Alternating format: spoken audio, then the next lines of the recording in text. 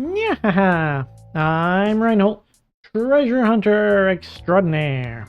Thank you for joining my stream today. Today we'll be playing Strange Antiquities. It's a cozy little game. I think I haven't played it before. I have played Strange Horticulture, its predecessor, and that game is the most addictive cozy game I've ever played. So I'm expecting much of the same here.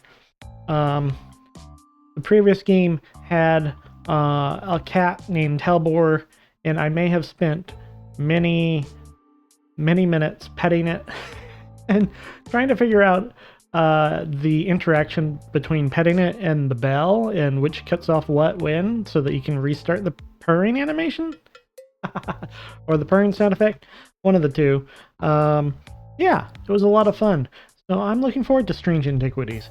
I'm hoping to collect a lot of cool relics, a lot of powerful ancient artifacts. And that's what we're here for today. This is the treasure we've been searching for our whole lives.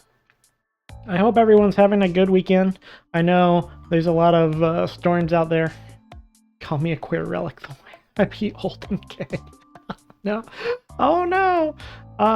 Maybe consider not being old. Have you ever considered that? Come on. I know there's a lot of storms going around, so stay safe. I expect to get hit by it. I'm not expecting too much. I'm expecting to be thoroughly without power while I'm trying to enjoy XCOM 2 or something. It's been a weird game, that XCOM 2, with the War of the Chosen or whatever. I just finished a mission where they had nothing but lost, and had some sort of weird bonus where anytime I shoot a lost, I just auto kill it. So I was just rolling through it. That was fun. That was a lot of fun, actually. They should make a game more about that. They could call it like Right to Die or Left 3 Dead or something like that. That'd be a fun game, I think. You like the cinematic moments like that? Nice. Yeah. I am, however, having trouble hunting down the Chosen on account of none of my soldiers are high enough rank, and the ones that anytime I make somebody into a captain, they get grievously wounded for like 45 days, and then so I'm not able to hunt them. So they're just hanging around stabbing me in the front all the time. It's kind of rude, actually. That's okay. One of these days, my captain will become a major, and I can hunt a Chosen. The Warlock's already been heavily nerfed on account of discovering mine shields. So I just threw mine shields on all my soldiers and went like, yeah, I'm immune to mine effects. That's cool. And I finally unlocked like something incredibly basic that I should have unlocked ages ago, because anytime the research comes up, I just keep following whatever like inspiration bonus. They were like, this one has a discount. I'm like, okay, do that one. Oh, I'm practically to Illyrium weapons, and I think I just finally researched the Advent officers to unlock the Proving Grounds or something. Whoops. So I've done some things out of order, I guess, and my structure's all messed up. Yeah, a whole new way for RNG to screw you. No, you're not screwed. You're getting a discount. You're getting a discount on research. What amazing thing. I think the RNG has actually been just fine. You can never remember what texts unlock that unlock important stuff. Yeah, you do kind of have to stumble through that, I think. I'm playing relatively blind, so it's like, yeah, just research whatever you feel like researching. When I say relatively blind, I say that having played XCOM and XCOM 2 ages ago. So I know enough get by. Enough to get by. But I know nothing about this game. I wish it were more like a roguelike, where any texts or options are equally viable. Yeah. You do kind of need those weapon upgrades. I really feel like any of the other techs are completely optional. The Mind Shield was a lucky find on my part, I think. But all the guys for higher difficulty, so you have to go... That's bull. I can tell you. I am playing... I went back and started on the Absolute Legend difficulty. And I was like, you know what? What if I take my squad and go and smack them down on the hardest part? You don't need a guide. You don't need a do this by that. What you need to do is to minimize the avatar project and just go. You can just go from there. I am just built different. I am built differently, I guess. I do like hitting those challenges. You do kind of balance. You got to balance getting engineers with getting your supplies up and getting your intel. That's a little bit of a balancing act, but I don't feel like it's too hard otherwise. You can ignore the research things. You can ignore all that nonsense. Just ignore guides. Follow me, and I'll lead you into the sunset. Over here. Where's over here? Over here. I changed where over here was recently. The reason I don't already have the game pulled up is because I wanted to show you the intro that I saw when I did it before. Because the intro was really cool and they don't repeat it. So I was like, that's a shame. Intro might also be a little loud. I'm not properly sound checked this because I haven't started the game, and like the beginning has like one sound effect and then it stops. And then I'm just like, how am I supposed to modify this? How am I supposed to figure this out? We'll figure it out on the fly. It'll be fine. It'll be fine. Okay, so we got some Vikings on some icebergs. That's standard stuff. Standard stuff for relic hunting. Then we got this... Look at these little gold leaf thing. It's so cool. It's so cool. This is so cool. I love it. I don't know if that just blew out your eardrums, though. Alright. What do we have here? As a... What? Oh. Oh, that was good. Okay, you know what? I'll give you that. That one was pretty good. As a thaumaturgist's apprentice, there is a lot to learn.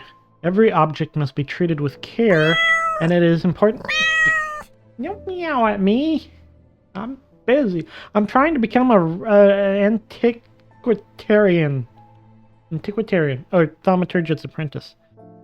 I'm curious about what that means. Every object must be treated with care, and it is important to identify the harmful from the harmless, the potent from the mild. Yes, that's right. Strange horticulture had so many plants, and you are identifying them, and those plants were amazing. They had plants that could do anything. They legit had a plant that could pick a lock. And I'm not even kidding. It was a lock-picking plant, and I'm like, this is my plant. This is my baby. I love this plant.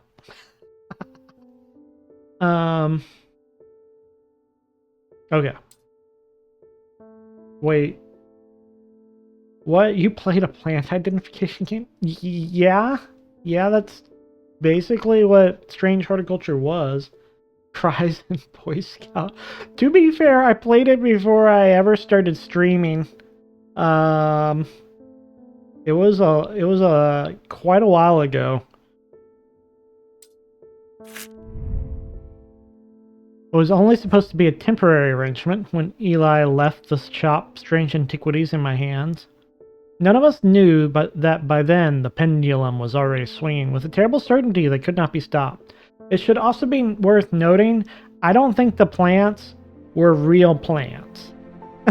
Your Boy Scout knowledge would not have helped. Would not have helped in any way, I don't think. Stuff.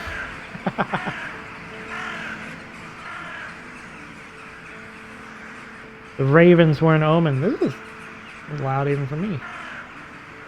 Lower that. There you go. Stop calling at my face. The ravens were an omen. The circling unkindness of black wings and cheerless cries that seemed, even then, to signal the start of a rising dread.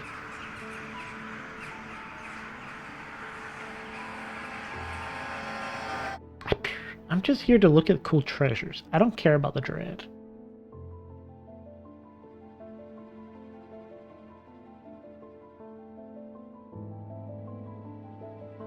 Trying to get the sound level right. I'm still not sure. Those birds were loud though. We got a new kitty. This is not the same black kitty as before. We had a full black kitty. His name was Hellbore. I'm not sure if it was a he or a she. I think it was a her. But it doesn't really matter. Look at this cat eye. Is it purr? Can I hear the purr? Okay. The music might be too loud. Let me try that. Yes, it does purr. It does. It's just really quiet. Ah, it's so good. Wonder if you can hear it. Let me turn it up a bit. Okay, let me see. Yeah. Ooh, good kitty. You're so good, kitty. Whatever. Got the heterochromia going. I love it. Alright, so these must be our general, and we have the ability to get hints. I think I don't want to use it. Let's see.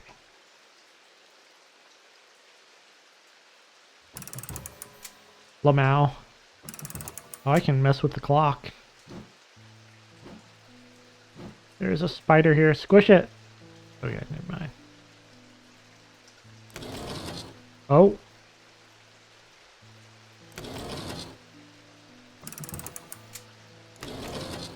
Oh, we can set up the moons. Our clock is the moon, though, yeah.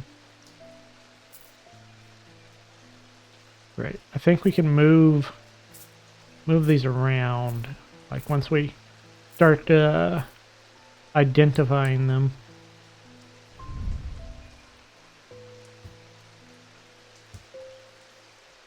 Iron.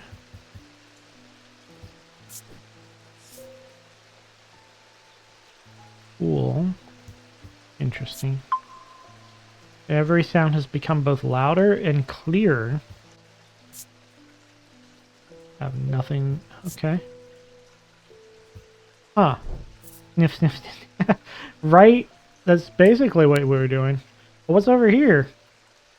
Entire another section. This is completely locked off. Look at this thing. Blue gemstone. Gold and silver. Cool. Wait, warm? This is warm. Why is it warm? Sniff, sniff, sniff. Oh, that's right. You are sniffing. It's not just sound. You are actually sniffing. Oh, and my guy's in the way. Can't see.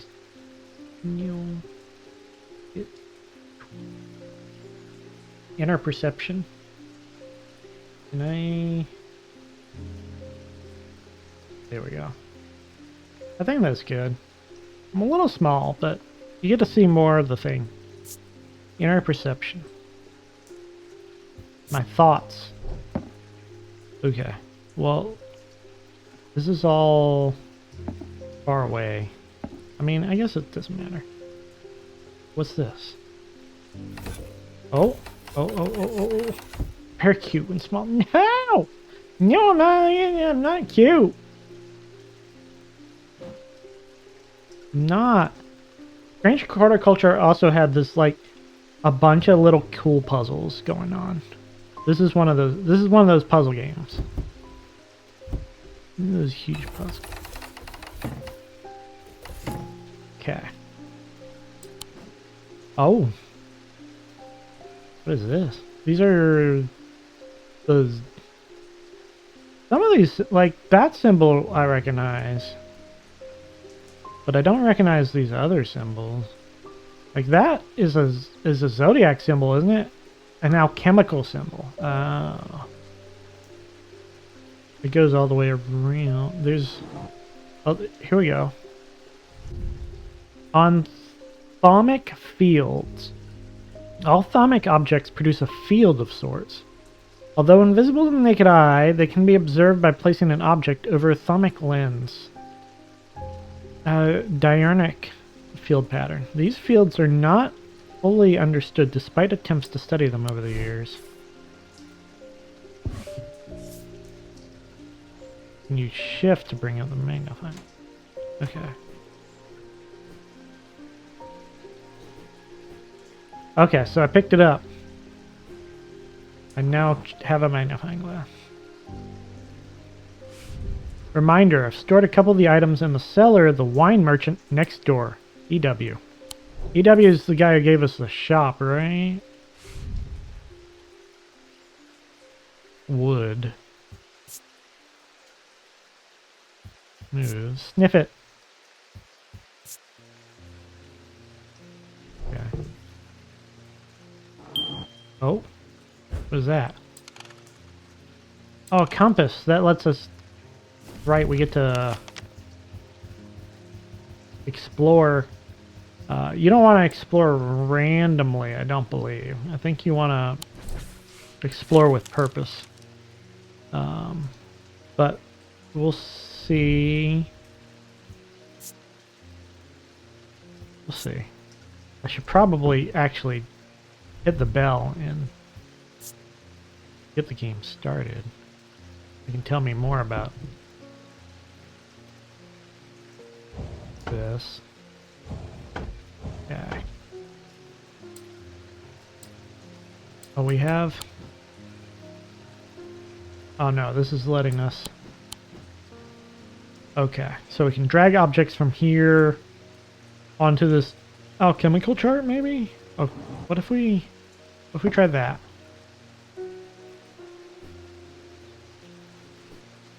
Okay. Never mind. Yeah, we got ourselves a plant. This eyeball? This eyeball just staring at us this whole time, just watching us make a fool out of ourselves. We got a little goat. Oh. And a mummified hand with a ring on it. A ring on the middle finger. That's an unusual choice. Oh, we have the weights. I don't think these are relics. I think these are just weights.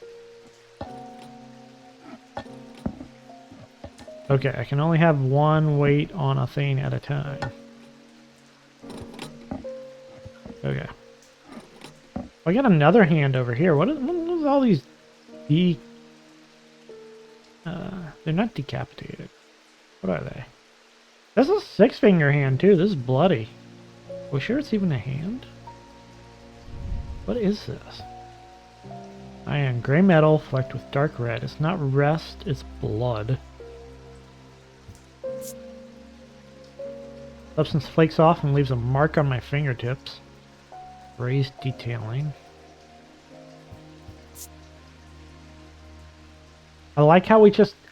What if we touch the sharp object that's possibly cursed? What could possibly go wrong? It has an energy about it. Okay. This is the first thing. This is the first thing we did. We came in here. We got a shop, and we're like, "Ooh, this looks like a cursed object. Let's go touch it." Okay, so down here. Whoa! I've grown fear deep within me. I cannot let it take hold. All right, there's like this. There's a fear mechanic. I forgot there was a fear mechanic in Strange Horticulture too. I think I only ever triggered it once. So right now we have Brain fear? Okay. And what's this? This is... Okay, get out of here. Oh, the archive. So we could put... nothing in the archives? Oh, maybe we can put... Oh, maybe we put a... Right, we put letters and stuff in there.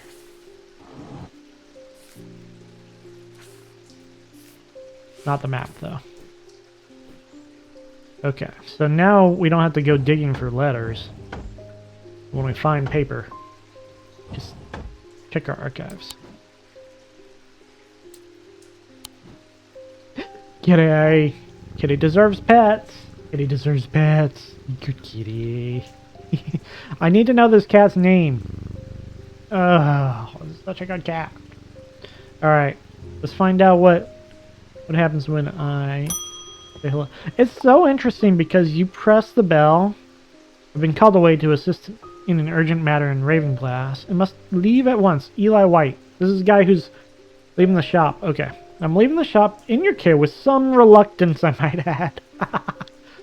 Make use of my reference material. He'll take this. Okay. Oh, the thaumaturge, Eli White. Eli is a thaumaturge, a collector and curator of powerful objects. Objects that to the untrained eye may appear dull and lifeless, but that in the right hands and armed with the right knowledge can be a gateway to so much more. For Eli, the quest to unearth and understand each new object has been the driving force of his adult life. As owner of strange antiquities, Eli is a stern master. He knows firsthand what can happen if the right precautions are not taken. Oh, how did he learn that? He doesn't tend to show much emotion, but he does have a more tender side, a side that is mostly reserved for the store's cat, Jupiter! Jupiter! Oh, what are you doing? I love this cat! Jupiter is the thaumaturge's cat, or more accurately, Eli is Jupiter's thaumaturge. Jupiter found strange antiquities, perhaps drawn to the curiosities within, and made it his home. Eli was more than happy to accommodate him, but he learned early on that Jupiter was his own master. His business is his own, but it largely consists of regular naps, terrorizing rodents, and midnight explorations of Undermere and beyond. What he does on his excursions is a mystery, but it seems to be well known among the town's residents. Aw, he's an exploration cat. He gets out and about. He's so cute. Jupiter's such an incredible name for a cat owned by like a thaumaturge. Ah, I love it. This is like some Sailor Moon level stuff. Just like me for real. I am not owned by a thaumaturge. What are you talking about?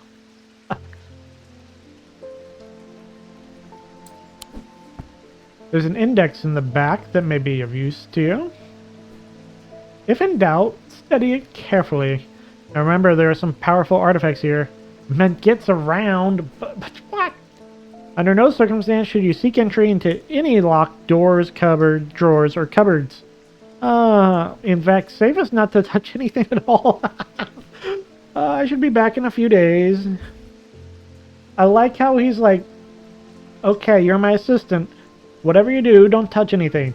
I have already come into the store knowing that I get a chance to own it. I touched this. I touched this. I touched this. I touched this. I tried to get in here. This, and this, and I don't really count those. And the things down here. Yeah, we kind of fucked up. We're kind of really bad at this. And I do not get around. How dare. How dare. Strange Artifacts, a guide to occult objects. ES Gill. Contents. Ecumenical, Ares Remnant, Binding Seed, Ethereal Key, Eye of Cerninos, Guise of Lillian, Hearing Charm. Oh, I think I know what this is. That might be the bat. Heart Chamber, Horn Shackle, Hunter's Boon, Lamb's Siphon, Libula, Orford Spire, Ossic Ring, Restful Nether, Sextrum. We gotta find that. Shadow Hold. Shimmer. Silent Breath. Voice of Cernunnos. And Zaya. Oh, these are these already filled in? Wow. I don't remember these being filled in when I did Strange Horticulture. The Ecumenical is a receptacle, commonly featuring a memento mori that acts as a aid to recollection. Okay, I'm not going to read all of these because I guess they're all filled in already. I will be reading all these eventually, but the hearing charm, for instance, hearing charms take the form of animals known for their hearing. Simple trinket that amplifies sounds. While generally used by the hard of hearing, they are a curiosity that can be enjoyed by the young and old alike. And of course they have more devious applications too, making it possible to eavesdrop on private conversations. Okay, so the bat, the heart chamber, horn shackle, hunter's boon, limb siphon, labula, Ossic ring, Extrum. This one's doesn't have a thing. Protects against insanity in all its forms. These items, like the mind itself, are not well understood. I like how it's like the sex is the one that's not understood. That's amazing. Shadow Hold. Shimmer. Silent Breath. Voice in Zaya. One about the heart to place them. One about the neck to place them closer to the heart. These innocent-looking items instill a sense of fear and paranoia. They can be difficult to remove. Zayas are made of any single material except for wood or clay. They typically have no symbol or other writings upon their surface. Terrifying. Okay. Subject, Black Heart. Blinkartha, Blood, Bronze. No. Change, Clay. Curse. Danger, Dark, Death, Demon, Fear, Guilt. Yeah, this is when we're looking for something specific, those bold words. Okay.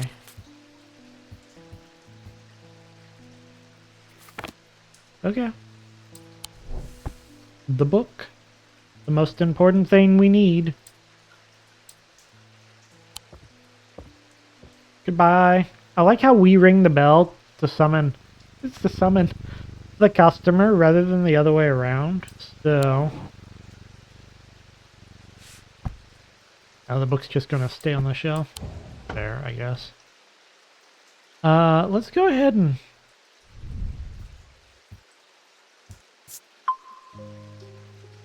and mark this down as a hearing charm.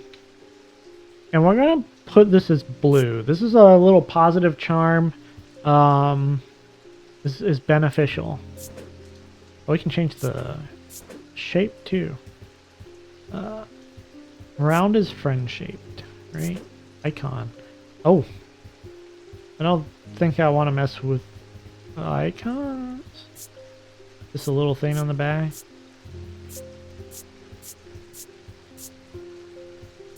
Do we have an ear? No. I don't know if we want to mess with icons, so we'll get things confusing.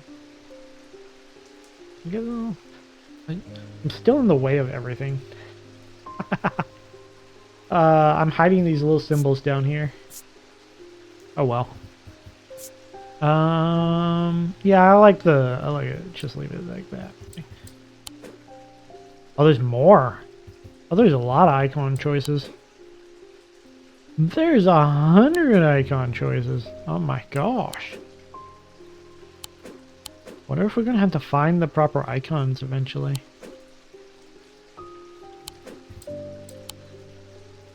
Okay, just leave it as. There we go. Hearing charm. So we could go through at this point and identify all this stuff, but the customers generally lead you to identifying them. So there's no reason to rush it. Congratulations! Today is the day you meet the great Thomas Pope. That's me. I'm a man of two loves, fresh mountain air and a little white dog called Hamish. Aw. But I reserve some room for laughter among friends and shops with cats in them. Aw, this guy. If you'd be so kind, I'm looking for a replacement for my hunter's boon. Thomas Pope is already great. Okay. So, we need to find... Oh. A hunter's boon. Alright. Hunter's boon is a primitive item. They grant the power of the predator, enhancing perception and agility. They are made from trophies taken from slain beasts, with those from the deadliest predators being the most prized. They're simple items without embellishment. Okay. Trophies of slain beasts is what we're looking for. So... what's this? A claw? This might be it.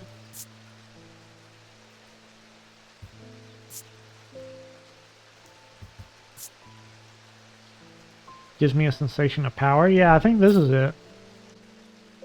Double check over here. Not really. This is not a slain beast. Yeah, I think I'm gonna give him that. This. Let's go ahead and Hunter's boon. That would be a blue.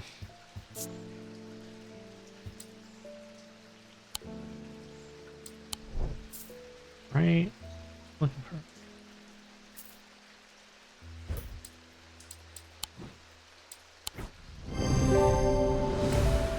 Yay!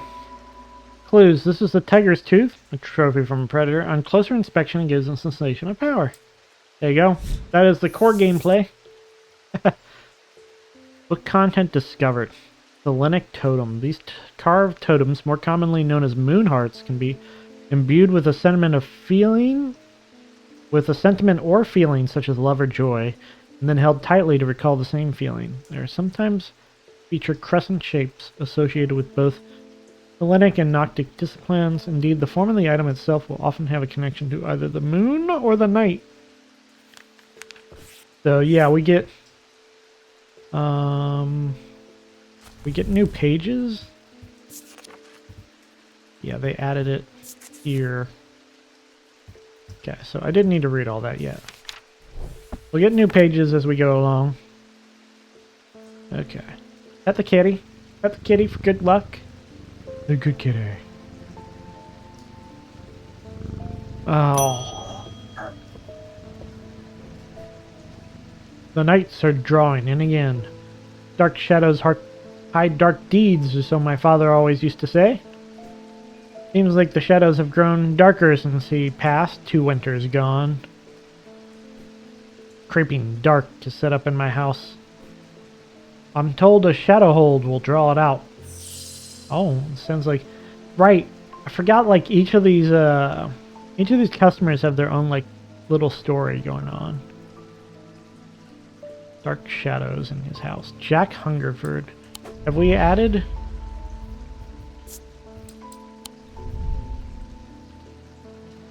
Shadow hold.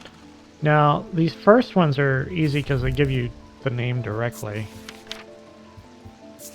Eventually, you'll have to be like description only. And let's see, a shadow hold or Ashadic vessel is a container of any kind, sometimes a jar or a bottle or some sort of box. It can be used to contain an Ashadic spirit, a manifestation known as creeping dark. Pulling it from the shadows like poison from a wound. They are decorated with an elaborate design called a shadow catcher. Oh, it's kind of like a dream catcher. Okay.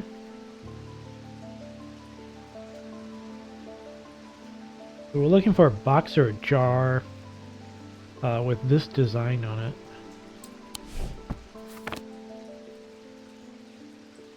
Is that the design? No.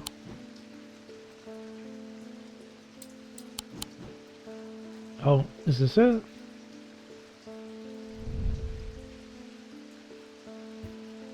That doesn't look like the design, does it?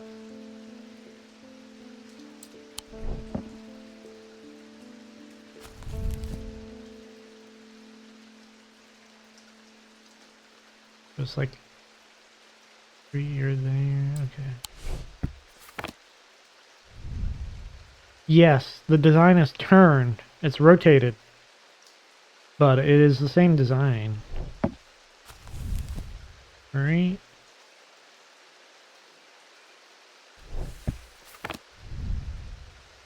Yeah, I'm pretty sure that's it. Like, it's got some embellishment around the side. And it got rotated. Okay.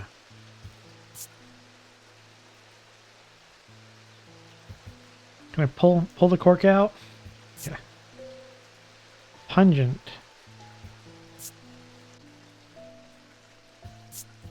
Okay.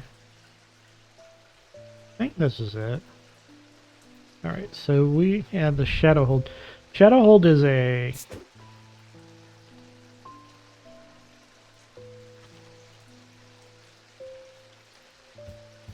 What is? Kind of like a protective item?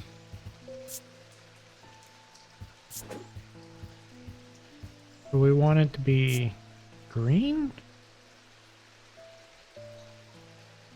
Like the other ones were just boons. This is like I think this is it.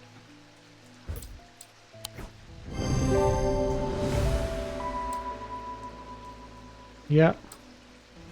Okay. We will read that later. There's an auto labeling option in the settings. If adding labels by hand isn't your thing, where's the fun? I mean, besides petting the kitty.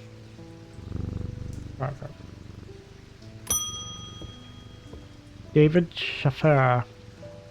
What's with all these ravens flying about under me here today? Can't remember ever seeing anything like it. Not a good day to be the sort who believes in dark omens. A letter for you. Oh. Oh, he's our letter guy. What do we got? We discovered some papers in a hidden desk drawer in the boatyard last night.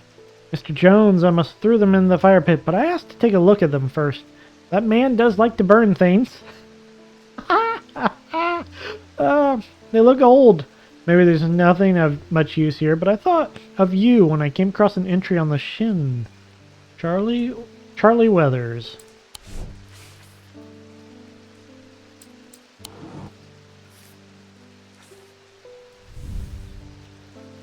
In a hidden desk drawer in the boatyard last night. So, is he saying we should go to the boatyard?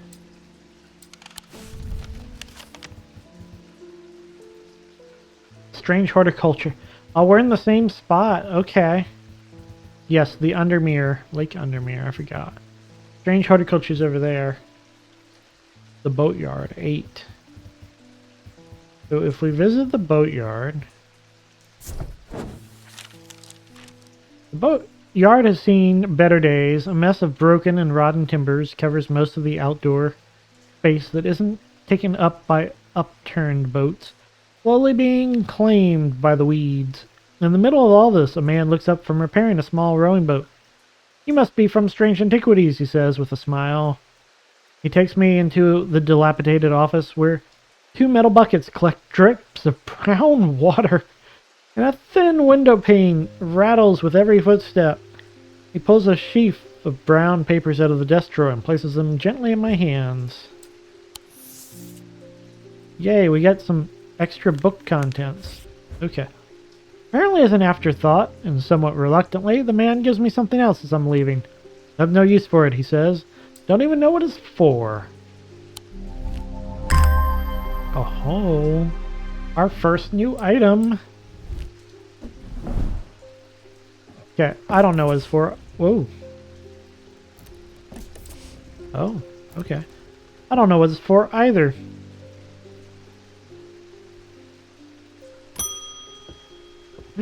Kidding. I like how the kid gets startled when you do the thing. I want an Ossic ring. Ossic.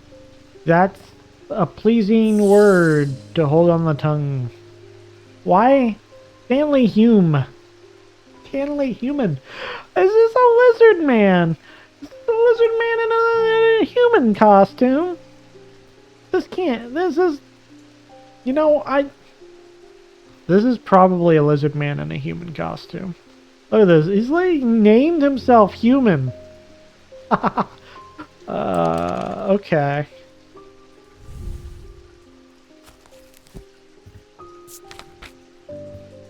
Ossic ring. Oh god. These somewhat macabre objects were originally made as offerings to the goddess. Worship. Oh, that reminds me, you never got to the sneaks in XCOM 2 on screen. I did not, I guess.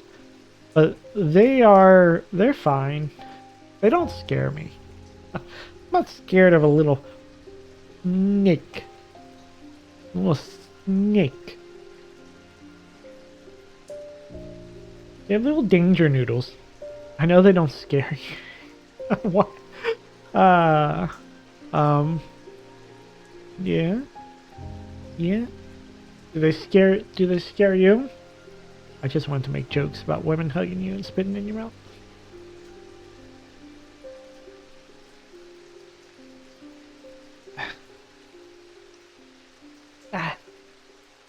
It's a law. Just because they get bound a lot doesn't mean it's intentional or anything. Okay? These somewhat macabre objects were originally made as offerings to the goddess Fortune, but the practice fell out of favor as belief waned. They are hard to come across now, but they are occasionally sought out for their ability to keep vermin at bay. They say that they can hear Fortune's unearthly hiss when they hold an Ossic ring up to their ear. Now, it's worth noting, we don't have to give them what they're looking for. We can sometimes give them something else. I don't think we have that option here, but it does look like it's a ring of some kind. Is this a...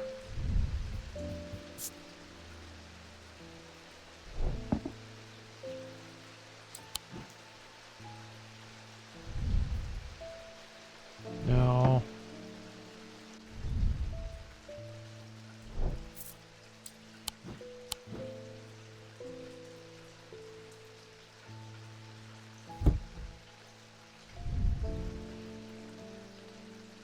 It does not smell that bad. That's good.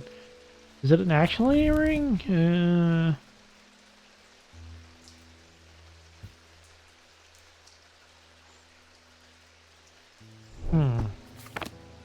Okay.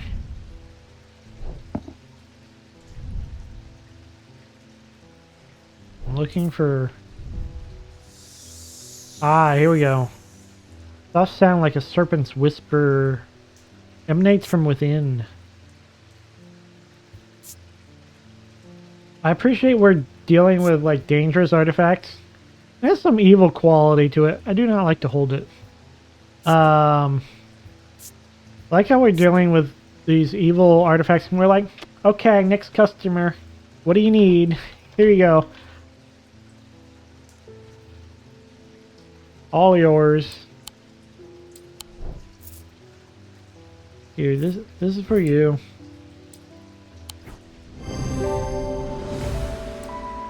Made of bone. Hissing noise. Yep.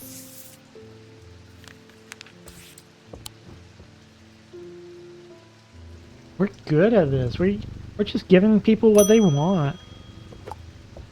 Edmund Bishop. The behavior of these ravens is disturbing to say the least. As a rule, they only come together to feed. Ravens are omnivores, carrion eaters mostly, but they'll take anything they can get their talons into. And they'll kill if necessary. I didn't plan on dropping in today, but there's something happening out there and I'd like to know what. A voice of Cernunnos might help put me at ease. Or it might do the opposite. Okay. The 14th Lord of Gleeston Castle is a man of wealth and privilege, like the 13 before him. He is a man who would be easy to despise, as his father was, but he is well loved by those who know him. Now retired, was a professor of ancient languages at the University of Cumbria, but his real passion is birds.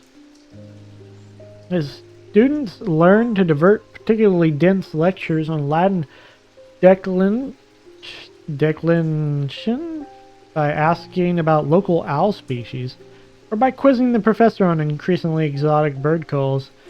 Edmund was only too happy to oblige, spending hours recounting stories of his adventures in Africa and New Zealand. Declension. Latin declension. Okay. And I guess he's our next major character. We have some major characters here. Okay. Voice of Cernunnos.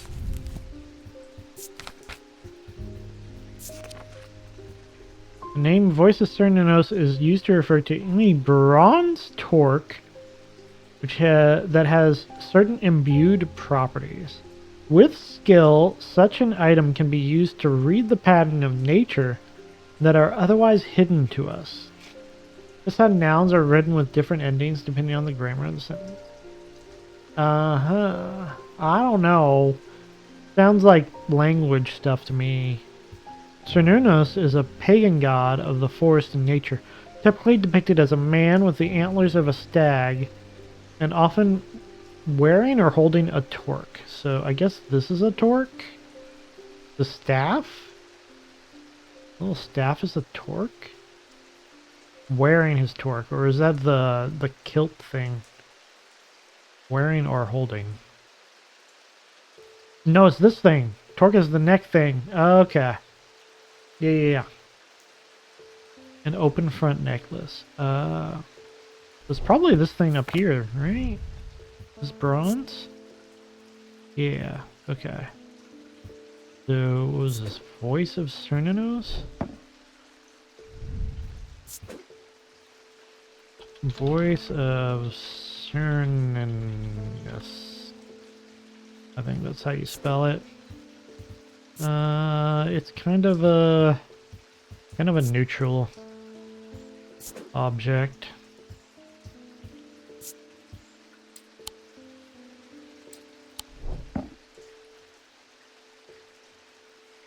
Yeah, I didn't spell that correctly at all.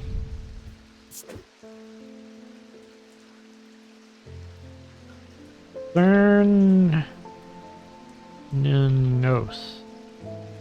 Okay. Yes. Perfect. Okay. There you go. That's Kitty.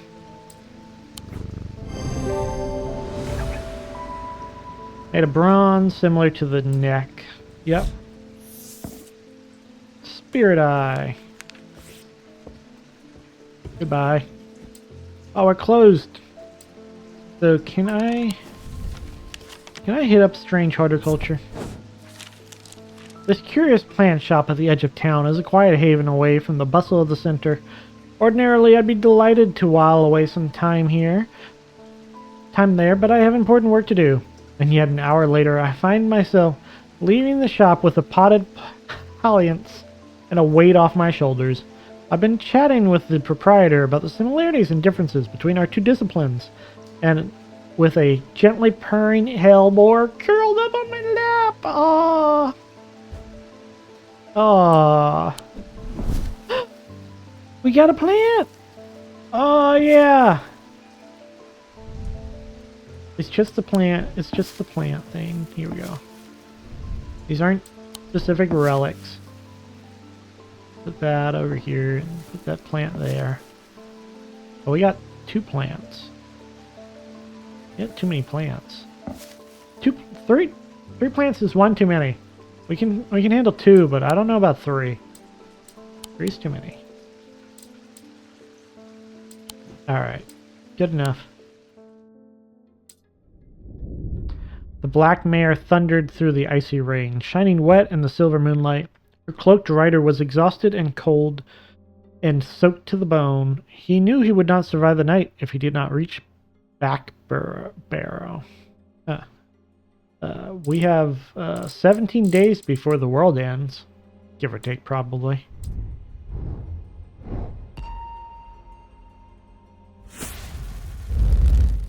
Ooh. Oh, it's following my mouse. Barrow. Are we cutting off? What is this? Oh, no! No, I don't want to be handcuffed. I didn't do anything. Escaped prisoner ran northwest. He hid me in the first building he came to. I didn't do anything this time. Probably. Okay. So, this... He's a sleepy kitty. Oh, he's so cute. There he is. Yeah. Hellboy never had more than one animation. Okay, so it's probably worth trying to find.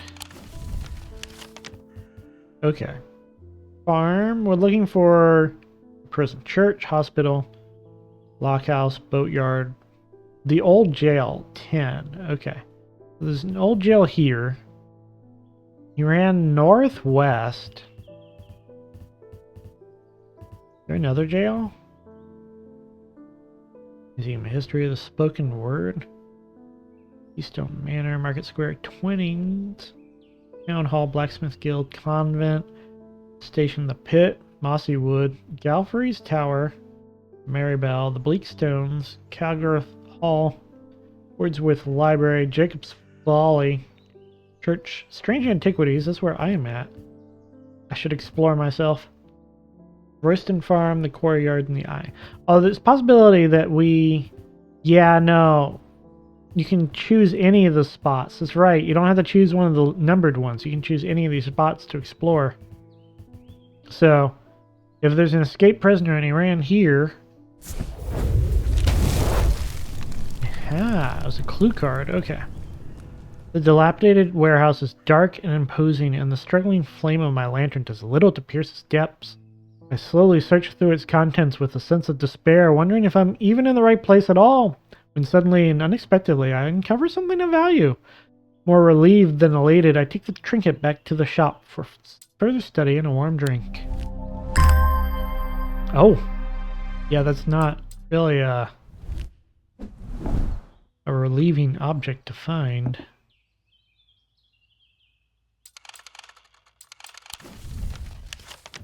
I want to check out my own place. Right back where I started. So you can kind of explore anything at any time. So if we want to... Like, where's the eye? 32. Like, I don't know what this is. Strange assortment of rocks resembling the Stonehenge site, but on a smaller scale. Arranged with purpose, though what that purpose was remains a mystery. Locals call it the Eye. There's nothing else to see here yet. We should probably check out the jail where he got escaped.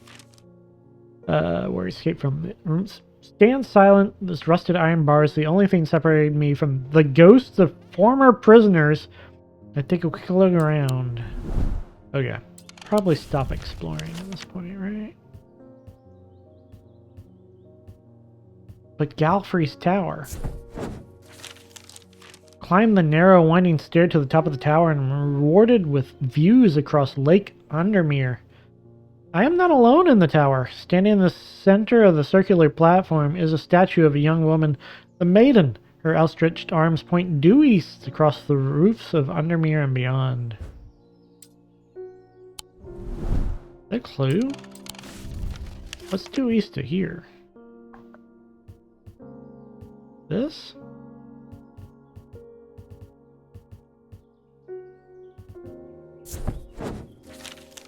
Must have taken a wrong turning. Oh!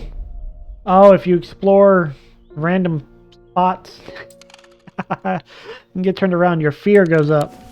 Whoops, okay. So let's just check this out and call that. Hush Sanctuary. Feel like it's hiding a secret. Okay, we're done with that. We don't want to get ourselves frightened, I suppose. Verona Green! Ah, well, that's just perfect. Undermere's fizzing with fear of these ravens, and the thaumaturge has left his apprentice in charge. Sorry, my dear, that was rude. Yes, it was. Huh. Pay no attention to me. I'm an old lady who got out on the wrong side of the bed. These ravens have got under my skin is all. Please do let Eli know that I was looking for him next time you see him. And pass on my thanks for letting me borrow his copy of Hermetic Symbology. No, wait, I need that. Verona, come back. Yeah, okay. Oh, she returned it. Okay, fair enough. She is the occult scholar. Verona has been a constant in Undermere for as long as the streets have had cobblestones and the churches have had bell towers. She is respected and feared, which she revels in, and she is revered and admired, which she tolerates. Her knowledge of the occult world is second to none, and her expertise has steered the citizens of Undermere away from catastrophe on more than one occasion. The near misses of the Selenic Flame and the Woken Dendru are two such events that spring to mind. I will say, praise the Dendru. I highly recommend you praise the Dendru. She is of the opinion that no problem is so great, no obstacle so insurmountable, that it can't be diminished by a properly brewed pot of tea. So, okay. When I was playing Strange Horticulture, this man came in and he insulted my cat. So I gave him a plant that gave him itching problems. Then he came in and threatened to burn the place down and go to the police. So I gave him a plant that made sure he didn't make it. And then I was like, well, you know, maybe this whole town doesn't deserve me if they're insulting my cat. Oh, I went down the darkest of dark roads with the Strange Horticulture and found out there's an ending for being very bad. Understandable, right? Second they insult my cat, their time's up. I don't know what else we can get. There are 3 branches of thaumaturgy. Each of these is split into 2 disciplines represented by the following symbols. So yeah, I went down the darkest of dark roads and I ended up praising the Dendru quite closely. Selenic, Draidic, Moon and Earth, Diurnic, Noctic, Day and Night, Mintic and Wixic, Mind and Body. Yeah, those symbols I'm not going to remember. Imbuement, Calm, Confusion, Death, Life, Paralysis, Poison, Deception, Fear, Foresight, Protection, Strength, Truth, Fortune, Hypnosis, Insanity, Weakness, and Wisdom. The element, okay. So these are imbuements.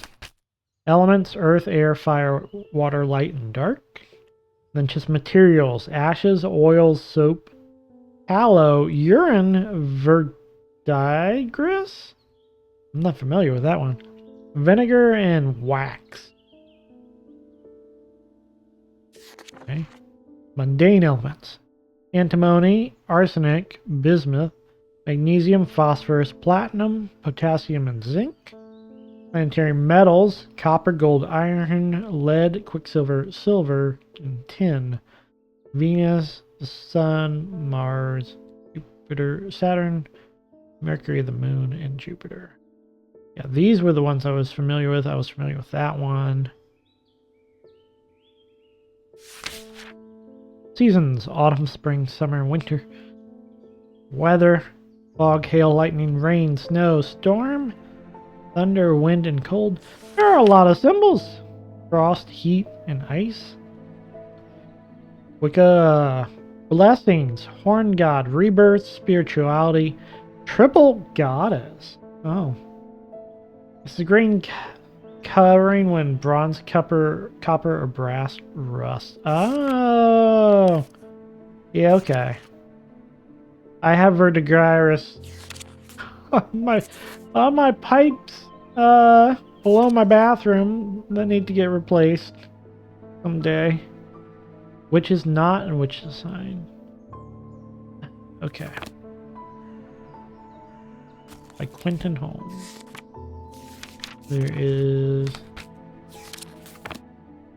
no. Put this somewhere. Put this here. Put this down here where I can reach it when I need.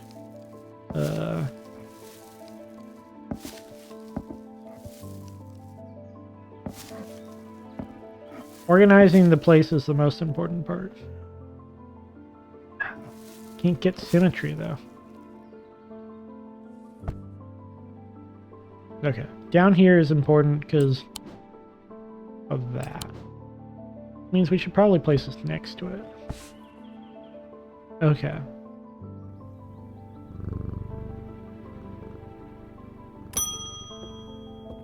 Test Sherwood. I feel paralyzed. I have no job, no partner, no friends, no prospects. Wow. I hear a horn shackle might be the answer. Classic. When your life's in a rut, go pick up an artifact. What did she want? Horn shackle.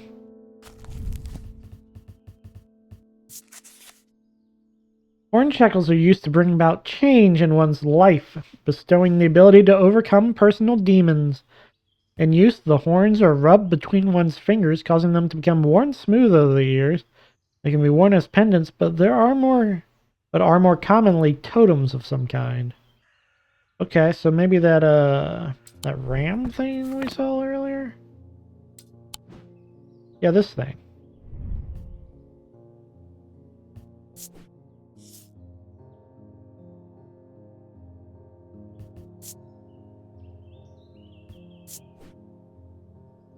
Sense of being watched. Didn't mention anything about that. Oh, maybe this is it.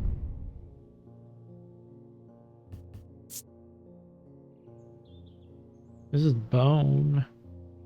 No, I don't think that. Well, hold on. What's that symbol? We know symbols now. Is that the symbol for change? This is protection. That's the protection symbol. Okay, that's not what we're looking for. We're looking for the change symbol. Hold on.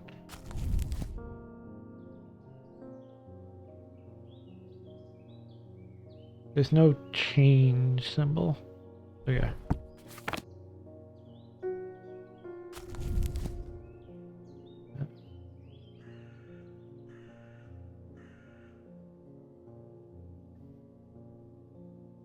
Alright, I think we were right the first time with the goat. I don't know about the, here you go. This wasn't the item I looked for. I should slow down and think about this carefully. Oh no, I'm in,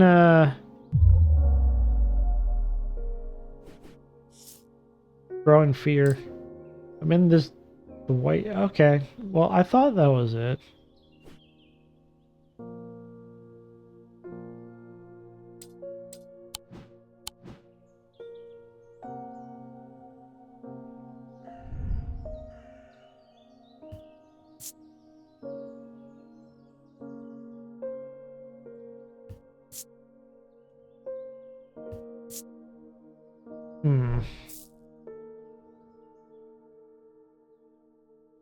Do we have any other options, really? Oh, it could be this.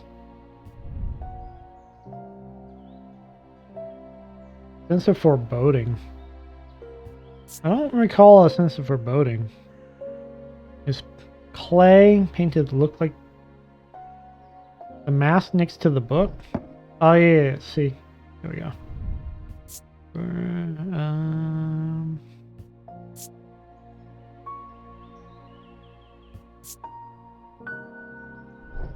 Right, does it have to be?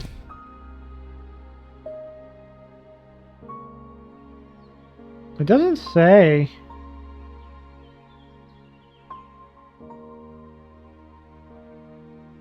It doesn't say it can't be clay.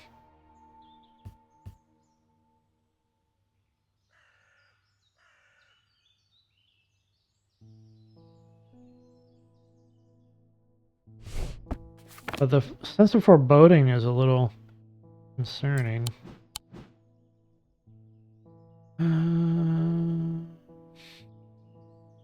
Their symbol for demons?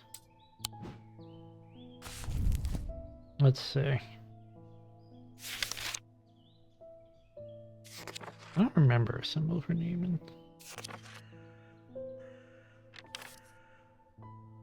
Horn God. Oh.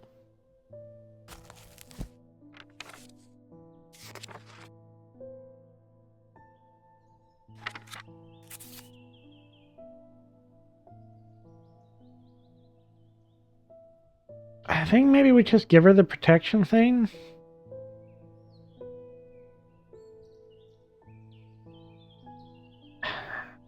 It feels wrong though. Maybe we do give her this.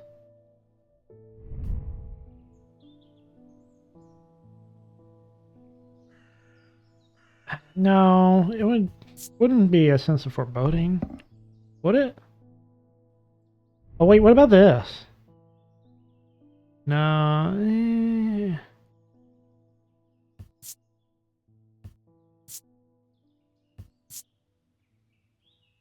A love warming emotion. Okay, I don't think this is it, but that is a good thing to know. I guess, wait, it could be... Yeah, that's gotta be the Celine thing.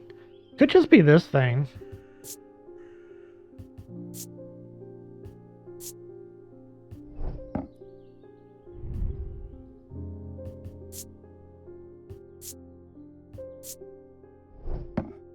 It's got horns. It can be a totem, right? They can be worn as pennants, but are more commonly totems of some kind. Yeah, I think it's just the goat.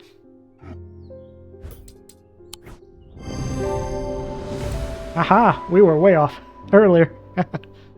Item has horns. Closer inspect reveals the horns have been worn smooth. Oh. Oops. Yeah, get her goat. Okay. Horned shackle. This is probably a good thing. I do need to...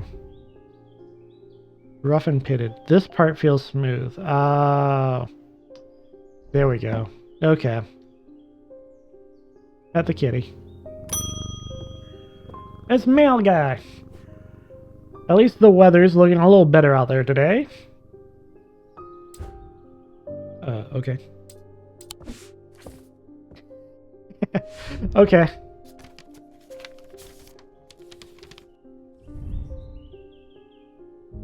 Good day. You might be interested to hear that my plow overturned a strange-looking object yesterday. Come to the farm and it's yours. For the right price, of course. Kind regards, John Rustin.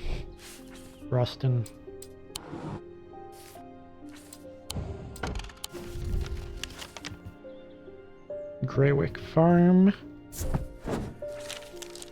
The scent of damp hay lingers in the air as crows pick at the muddy grounds between weathered stone barns. The farmer lifts his gaze briefly, offering little more than a nod before turning back to his work. I don't think I'll find anything useful. Oh no, it was a very specific farm, I guess. John Royston's farm. Not the Greywick Farm.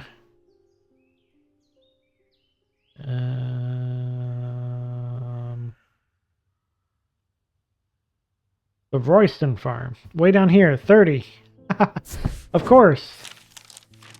John grins as I struggle to hide my obvious interest in the item he shows me.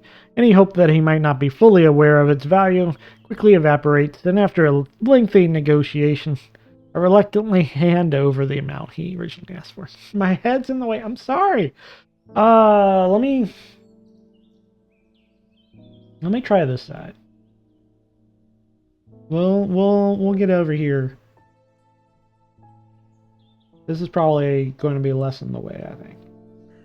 We'll ignore the fact that I'm covering up my cat. I'm over here today.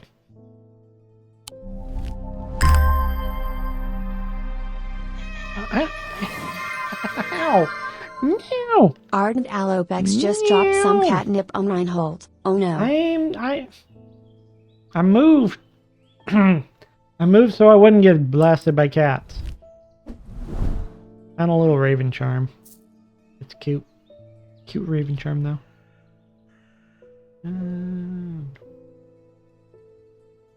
Okay.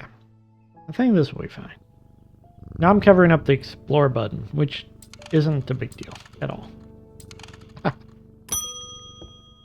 Julia Braddock.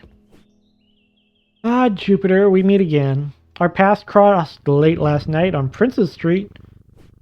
We shared a moment before he slunk off into the dark on important business, no doubt. What kind of moment is you sharing with my cat? I wonder if you can help me. I'm visiting my grandmother later, and I wanted to bring her something. She lives all alone on the edge of town, out on Clanbrook Road, and I don't always manage to get out there as often as I'd like. Thought maybe a moon heart would bring her some comfort. A moon heart. Oh, the question mark. Okay. Question mark means we don't know the name of what we're looking for. Right? Because a moon heart is not listed here.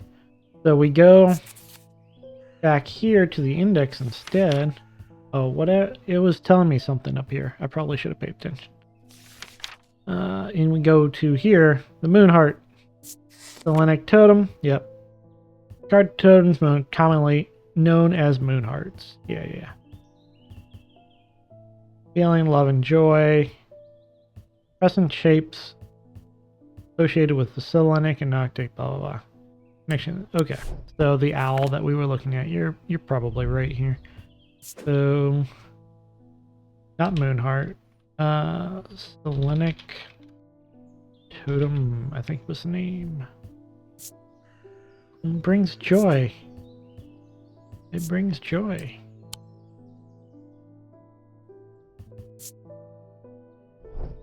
Warming love.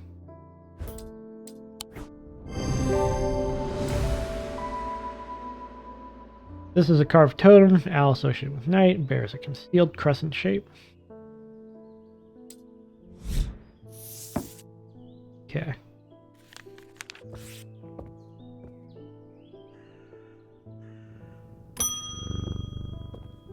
Price Soter. A friend of mine, or former friend I should say, has been stealing jewelry from me. Daisy Winters. 3 necklaces have gone missing over the past few weeks, including one that was a gift from my late grandmother. Wow. You have a suitable pendant that I could leave lying out here, out for her to find, to teach her a lesson, make sure it never happens again. Okay, this time we're cursed. I need to make a choice here. There are no wrong answers, but my decision will no doubt affect the events in motion outside my shop. So, this one is telling us our choices is the Binding Seed and Zaya. We have a choice between... These items are made of 2 distinct materials, representing the Mentic and the Wixic, the bind and the body. The winding path of the mind is described by a spiral encompassing the body, the seed. The binding seed is a form of punishment that amplifies feeling of guilt and shame. So this is designed to amplify guilt. I should move my camera. This. Looking this way. Yeah. That's probably fine. Probably fine. Okay. And then the Zaya is designed to instill fear and paranoia. So this is our first good evil check, right? This is when we decided if we're going to do, you know, what they asked, do a little, you know, put some guilt into her, make her feel bad, or are we going to torture this woman with absolute fear and paranoia? And I think the answer is obvious, of course. She is stealing grandmother's necklace. I don't think we can allow this to pass without extreme punishment. We are going to burn this town to the ground over this thievery. So they're made of any single material except wood or clay, have no symbol or writing upon their surface. They look innocent. Okay. We're going to try to find a Zaya.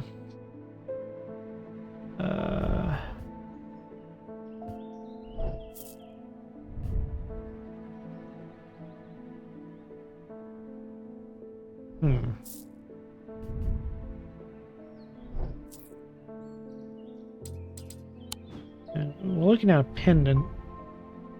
Strong feeling of being watched. Strong feeling of being watched, actually, right? Don't like how that makes me.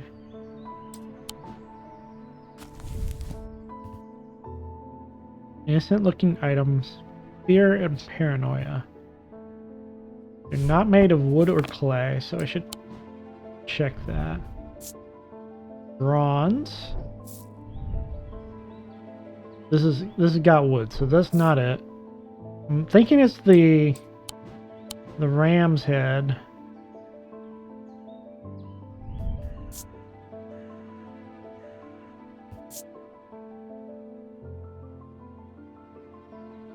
That's the binding seed, wood around stone. Oh yeah. I wasn't even thinking about that. You're probably right. Lighter. Okay. So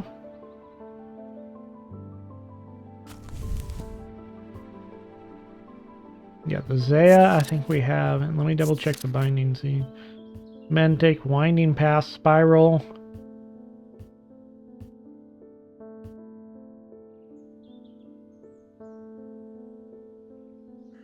Right, I don't like how it makes me feel. Okay, yes, so this is the binding seed.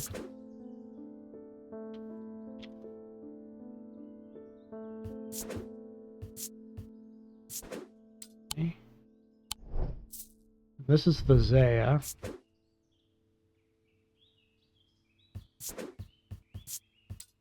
And we're gonna give her the Zaya. My two favorite things. Binding seeds and Zayas? Or what, fear and guilt? Binding and seed. I finished the sentence. I shouldn't have finished that sentence. Okay.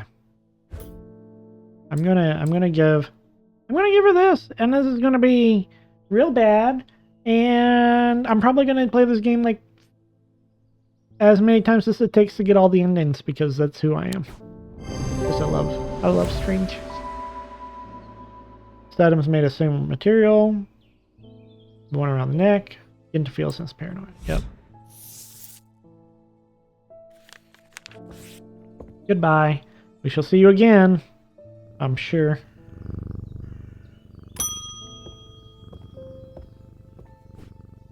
They found a man just now in that house where all them ravens were.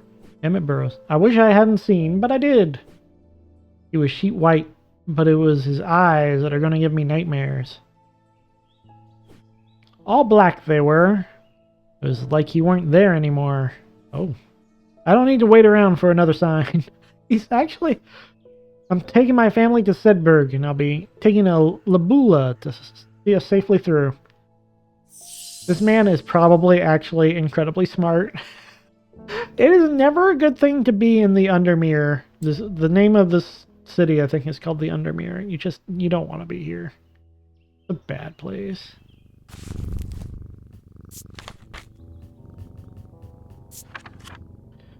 are purported to offer reassurance in times of upheaval and change, but they are not held in high regard by most scholars of the occult. Okay, maybe he's not that smart.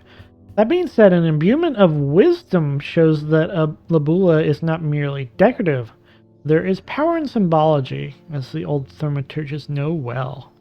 Okay, so what we're looking for is something with the symbol of wisdom. Wisdom is the square with a triangle cut out. The rectangle with the triangle cut out.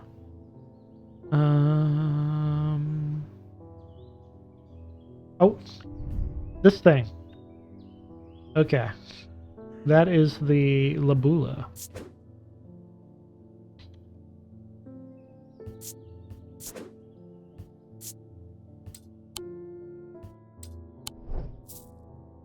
Here you go.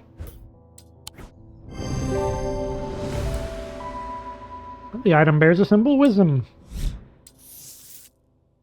Ooh, witch's finger. I love the witch's finger. We're closed for the day. A deep pain radiated down the side of the rider's head, where he had sliced himself with the diverging hook, and his thoughts were scattered and torn. He could not see out of his left eye. It's hard. Can I? Yes. Okay. These tell a story. Thankfully, you can reread these. Okay. Tovia, please. I love Tovia's finger. What are you talking about? Oh, we get to draw. What do we? Not manacles. We don't like those. No more bindings, please.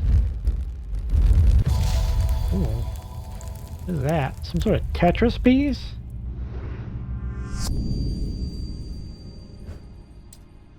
Oh, it's just a picture of the map, I think. Okay, so looking for something that kind of matches this.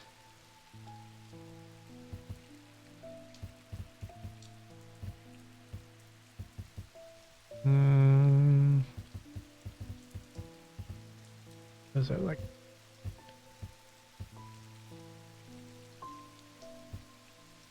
No. Yeah, well, I want to get the big bulky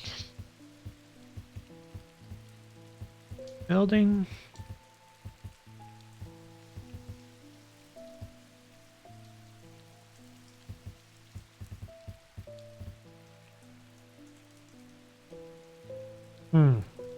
Where is it? Where is it? Was that? This kinda... No, that... Building under CE and Prince? Where is... Prince's Street... Prince's? I think it's this one?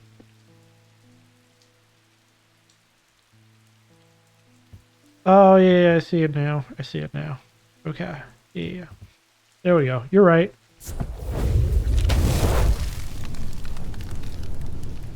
There is a narrow gap between the two houses, and I spy a small wooden chest wedged firmly inside. Slowly I manage to work it loose, and when it finally comes free, it shoots out onto the hard ground and snaps open, revealing its long-hidden treasures. You're so good at maps. Yes, you know which direction north and south are. Good job. Okay, we should probably put the... Let's put the identified ones over here. The bad stuff. The good stuff. Oh, I can move the scale around. Okay. That there. These are eventually going to get so full. Okay, so this is pretty neutral. Put the positive there. Neutral one there. Okay. There's a plant where it belongs, up here. Oh, and I guess I don't want that down there. I want... Oh, this one we learned Shadow Hold. That one's pretty neutral too. Oh, that's a Guardian? Protective? Put it here. Always be organizing. Forever. I need to get in here. I know he said don't do that, but what if I did that? Pet Chuper 30 times. That's right, they gave me an achievement for petting Hellbore like 50 times or something. Good afternoon. No, morning. Sorry, I'm a little distracted. I'm Francisca Robertson, a doctor of sorts. I assume you've heard about Mr. Hungerford.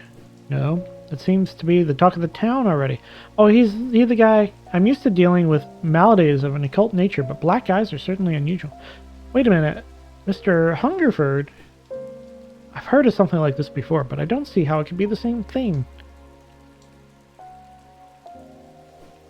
Either way, I'm hopeful and evocant will have some effect. Isn't Mr. Hungerford the guy who wanted the Shadow Hold in the first place?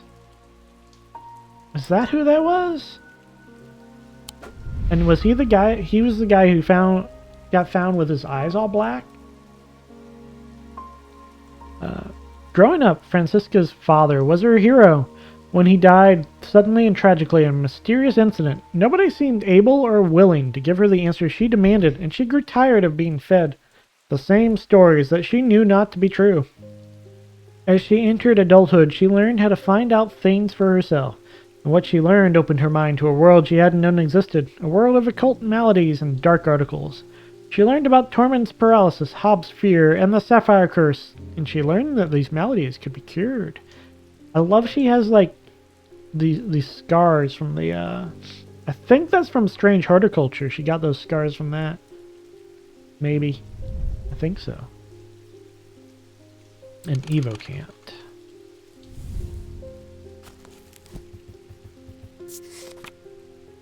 These stone items weigh the same as a man's heart, according to popular myth. The truth is a little less dramatic, but the weight of these items is nonetheless important and should not stray more than a hair from precisely 1 pound. They are placed on the chest of those in a coma to draw them out. Okay, so a stone item weighing 1 pound placed on the chest of a coma patient. Probably just there. Now I could put something I don't want in here, huh? Okay, 1 pound. And we're looking for a stone item to be placed on the chest. This thing, right? This made of stone? No, it's metal. This is made of stone. Fossilized creatures of some sort? Maybe? Oh. No, it's too heavy.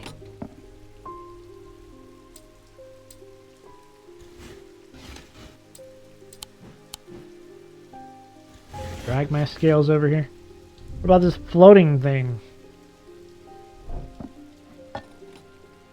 It's too light. What about this thing? Blood.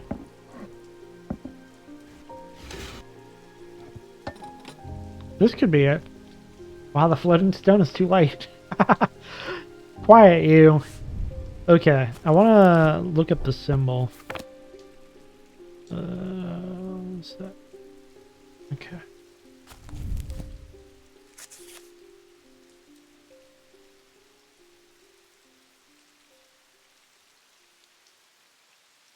I don't think it's here.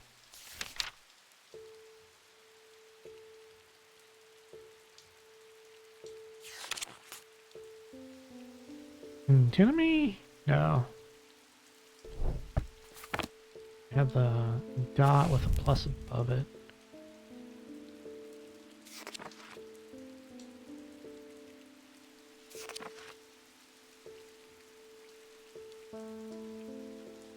Ah, okay. I either missed it or I just don't.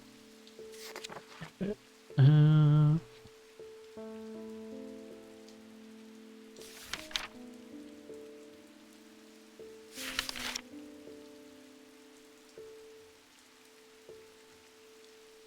okay, whatever. It's this thing. Here, take it.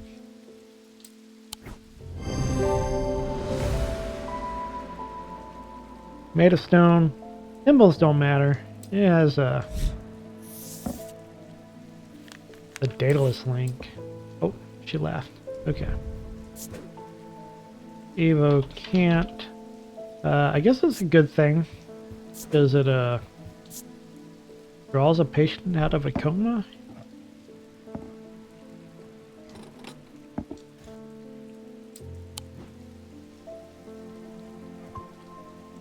What about Evo can't? No, we don't own one of those. You need to go to the shop next door. Across the street. Edith Moore. I've been looking over my shoulder all day. It's the woman who's been stealing. Something is coming for me. I can feel it. I want a shield charm. I need it right away. Okay. Sure. I'm okay with this. Be right back. I need to put on some sweater and some socks. Stop sitting around the house naked. I need to... I'll be back too. Give me a second.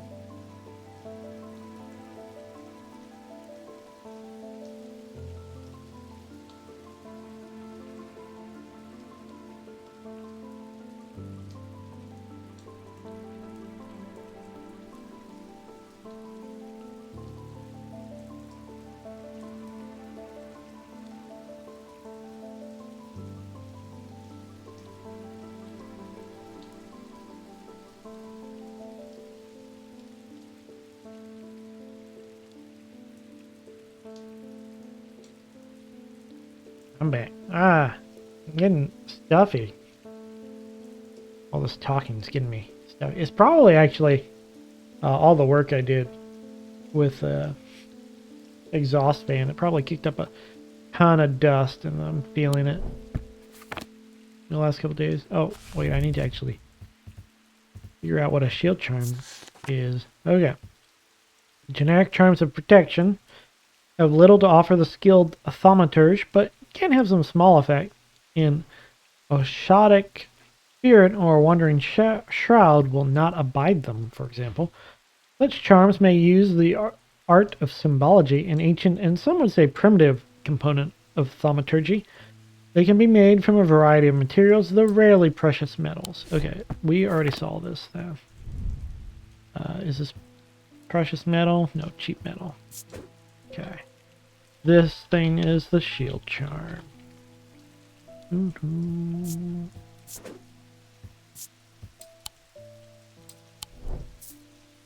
Here you go. Rescue this lady from the paranoia I've instilled upon her. Probably won't help her. Okay.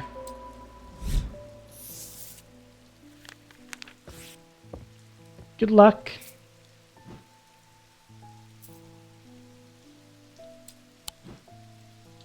That's Katie. You, Langston. There's something I wanted to show you. I didn't like the look of it, so I left it where I found it. What if it's cursed? It was hanging behind an old shed, all overgrown with ivy. Let me draw a quick map for you. There. Okay, thanks. Ooh. A map. Okay, we gotta find that thing. We need to find the thing. Gonna go.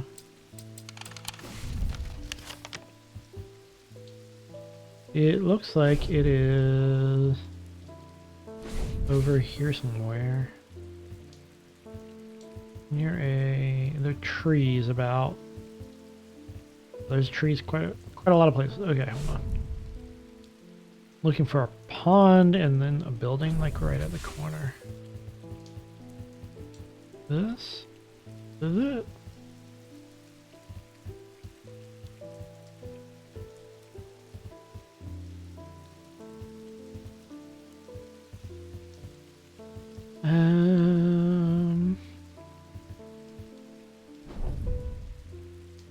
Whatever that is. A church. That's a church. Okay. This church? No. There's another church. 28. 28. There's... That doesn't seem right. Okay. Well, maybe it's not a church then. Graveyard? The graveyard?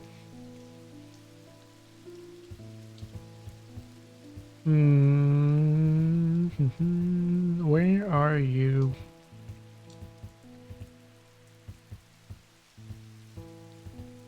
The pond is on the inside of trees in between buildings. Right, he drew us a map, but hold on. We don't know the direction the map is. We could rotate this, can't we? Okay. So, it could actually be here, right? If we rotate this and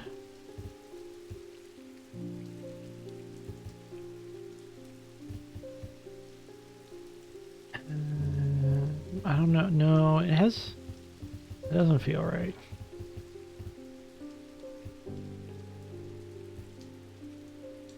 Okay. I need to... Oh, what about over here?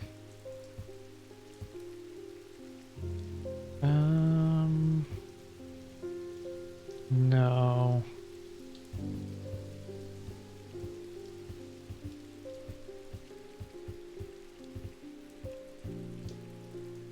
That's a rock. That's a rock. We need...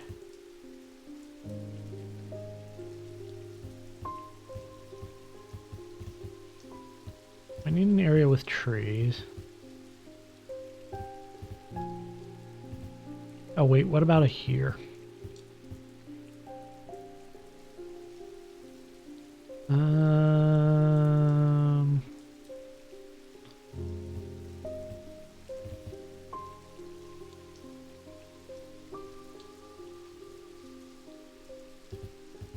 This map is the worst. What did he give us? Intersection T. T and T. Okay.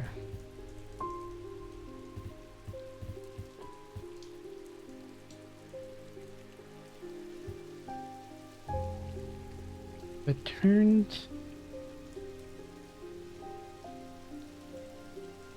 Not that. Can't be that. Can it? I'm upside down.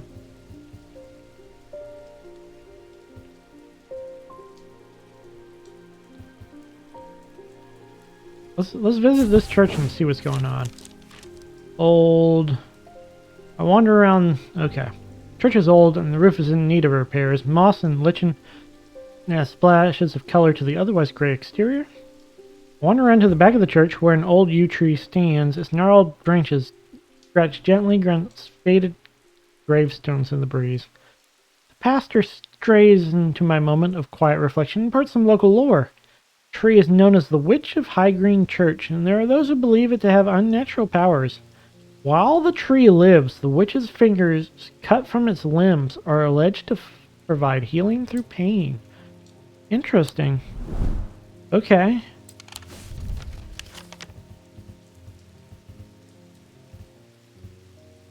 I got it.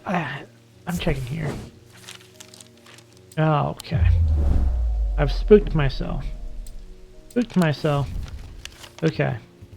So, not there.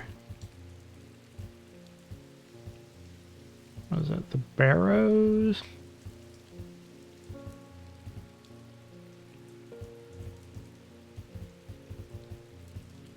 What even is this? If it's not a church.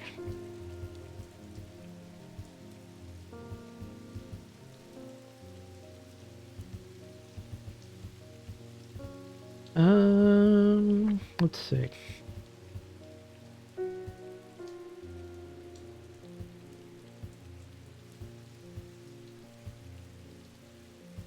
There's nothing in the middle, right?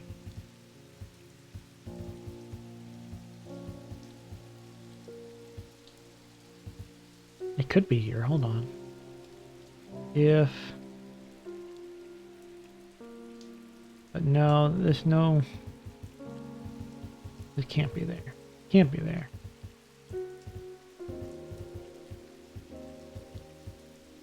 You can't. What about...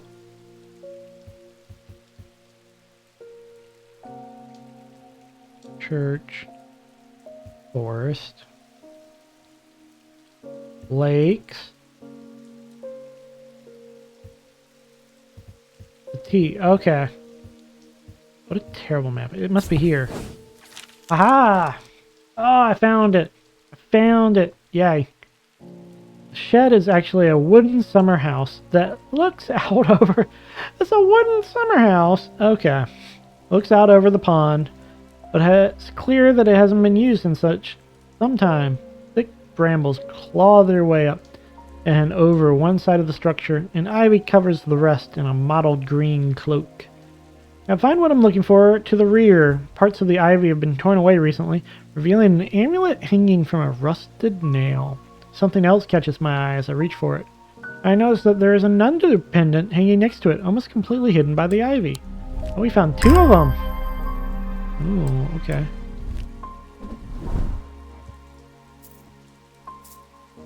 Alright. We did good, Catty. We did good. I was running green. Eli's picked a bad time to leave Undermere. I've come from the Hungerford house, where I've been helping Dr. Robertson and looking for any clues about what's happened there. There wasn't much to go on. I did find a shattered Oshadic vessel, but whatever did this was no creeping dark. There was a strange black stain on the flagstone floor that I didn't like the look of. And the ravens, very unusual, but at least they seem to have dispersed. Okay, so it was the guy we gave the shadow thing to. I don't know what to make of it. I'm going to take a trip to Gleeston Castle to see if Edmund Bishop can shed any light on their behavior. But first, I would like a vestiger. Whatever this is, we don't want it spreading.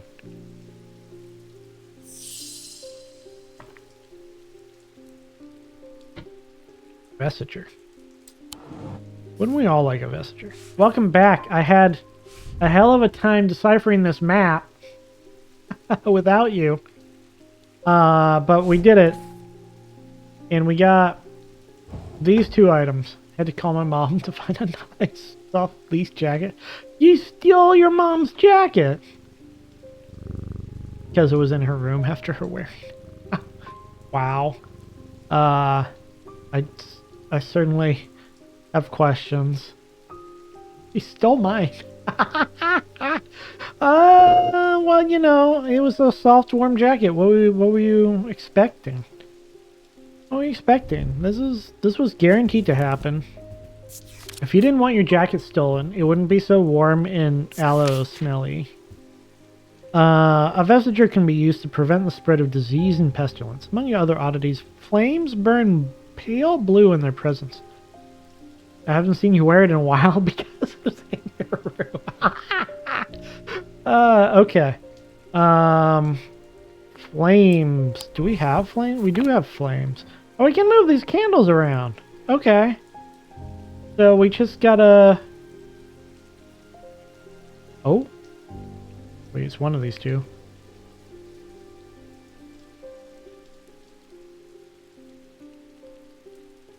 Okay.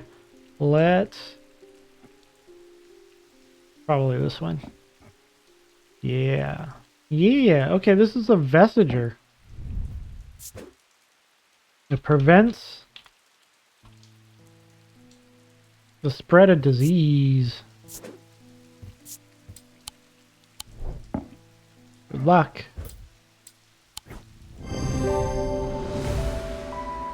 Using a candle, I can confirm that it burns blue.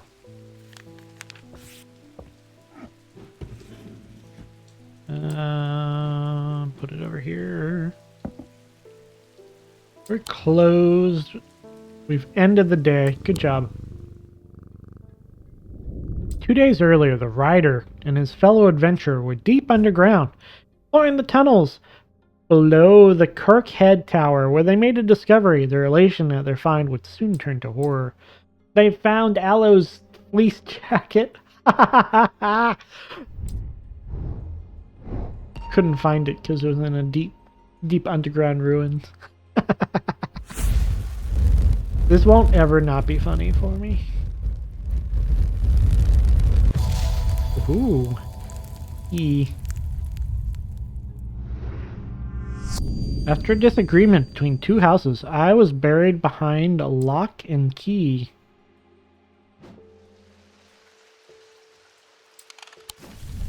Okay. Lock house is 7.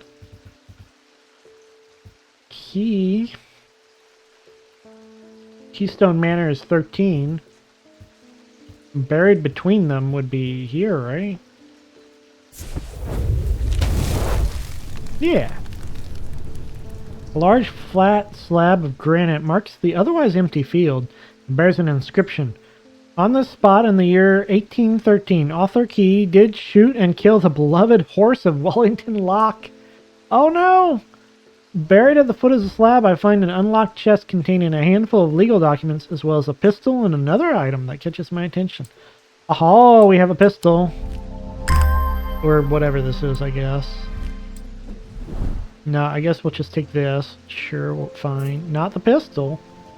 We have access to an ancient unmarked gun with no serial number. I'm just saying, we chose this instead. Why would we do that? Eli White. Well, the shop is still standing. This is my boss. That's something. Say what you will about Undermere, but this town is never quiet for long. I'll leave for a few days and suddenly everybody's talking about ravens and curses. I'm going to need to find Verona to get it up to speed on what's going on. At least I didn't come away from Ravenglass empty-handed. I can always rely on Quiet Susan to unearth an interesting trinket or two. Quiet Susan. Always count on Quiet Susan. Ooh.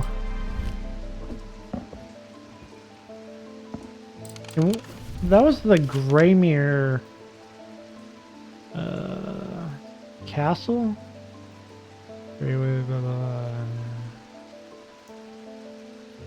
Not listed here. Oh yeah. Yeah, he went to a castle. He went and visited Quiet Susan. And let's just say Quiet Susan wasn't very quiet that night. I loved it, the way he perks up. The Evercant didn't snap Mr. Hungerford out of it, unfortunately. This is the doctor. It's strange, at times he appears almost awake, but he is deep in some kind of trance, and I can't get anything out of him. He seems to be searching for something. I'm beginning to suspect this is beyond my skill set, but I'm not willing to give up quite so easily. I know it's a bad idea, but I'm going to need a sleep vessel to get me through this week. Oh, uh-oh.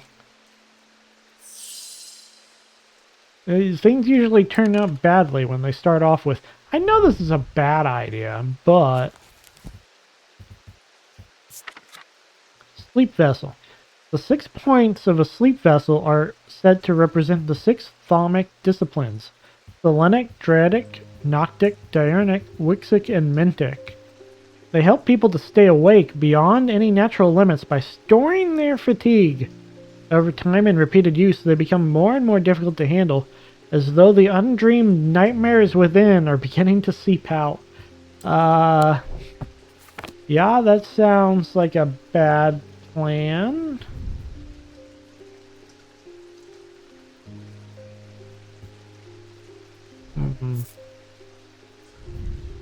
Looking for something of 6, and it uses these things somehow.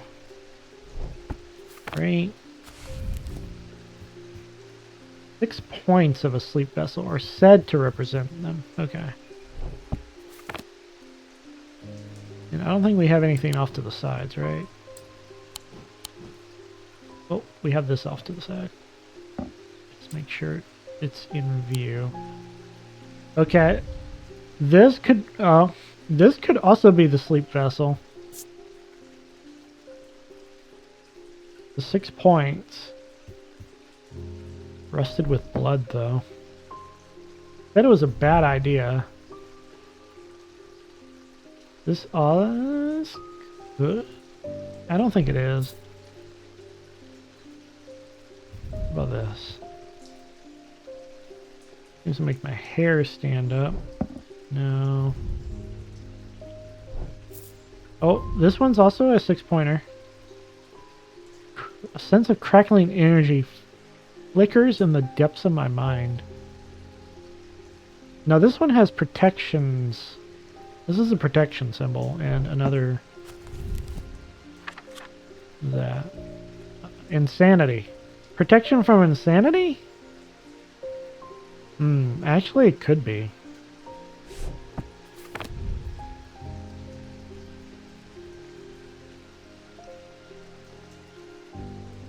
Insanity in the middle, protection on the outside.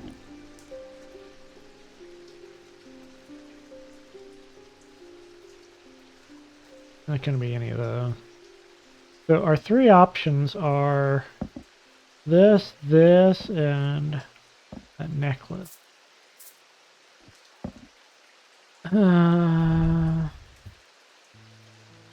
There's an energy. This one feels like it's not it.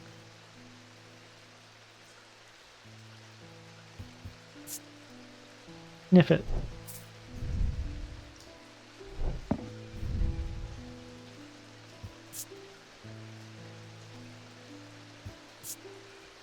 I'm gonna try this one. I think it's this one. Was not it. Ooh. Okay. All right. These are the symbols. Those symbols. Okay, insanity is up here. What are these other symbols? Hold on. They are fear. Okay, fear, insanity, confusion. I'm suffering from confusion and calm. Calm, confusion, fear, insanity is our bar over here. Okay, I guess it was this thing. No! It's none of those. Uh-oh. Uh-oh. Deep fear has broken. Oh, no. Oh. Uh-oh. It was none of those. I was just wrong. Okay, how does this work? The goal is to break the seal. Match dice symbols to a section of the seal to break it. Stars are wild. They can be any symbol as long as they're all the same. Roll the dice many times. Click dice to lock it on. If you get 3 crossed bones before banking, you lose a life. Maybe if it's dangerous in the lock cabinet. 5 of a kind automatically breaks the seal. Okay, roll, lock, bank symbols. 3 crossed bones. Okay. And these must be our lives. Okay. So we need 2 cats.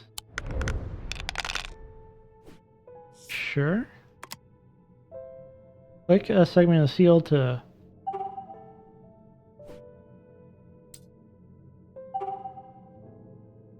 Okay, bank those. Roll. Kitty! Kitty! What do you do? Why did you do that, Kitty? Oh. Uh-oh. Bad kitty. Bad. Oh, we need Dragonfly.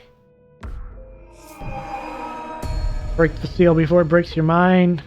No, I'm trying. I need a dragonfly. Stars count as anything, right? Okay. I see it. I see the dragonfly on there when I flip it. Yeah, why? Why is it so hard to get one? Come on. Oh, thank goodness. Good kitty. Oh, thank you. Okay. Thank that. Ooh. Sandy restored, but it looks like we lost that life permanently?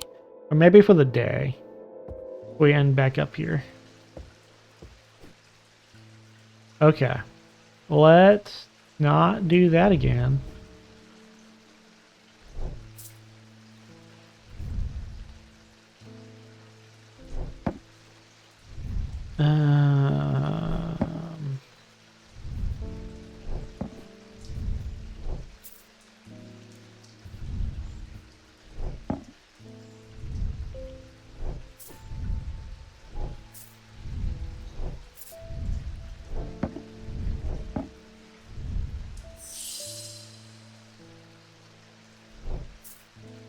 Sleep vessel.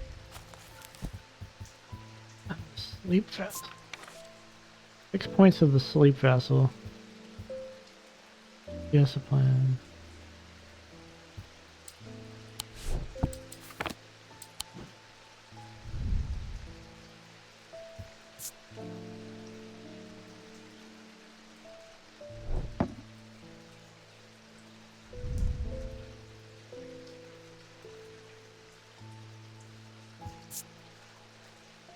Smells like a rotten egg. I don't think this is it.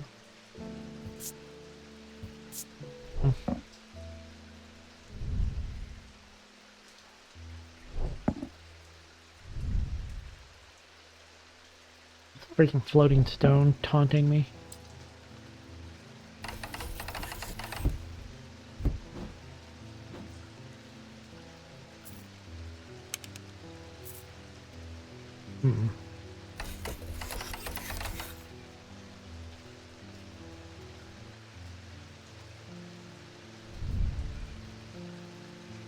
You notice a slight out-of-body feeling, like my hands belong to somebody else. Oh no. Oh, we know it's not those. Ah. 1, 2, 3.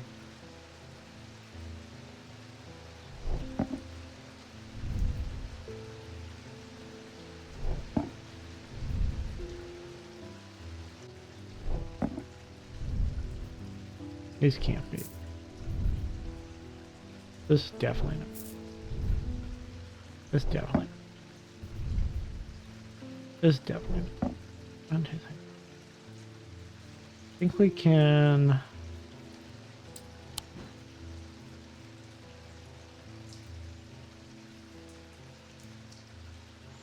We've identified those.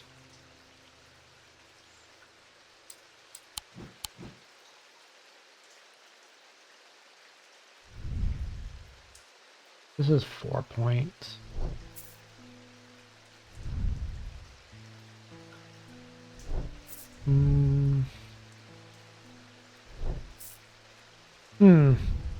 This one's a little rough.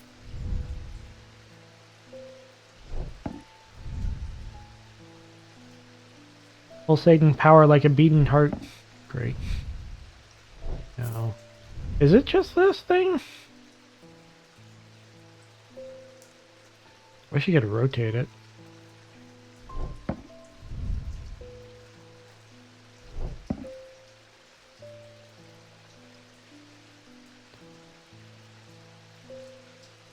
Can't get into the lock cabinet, I don't think.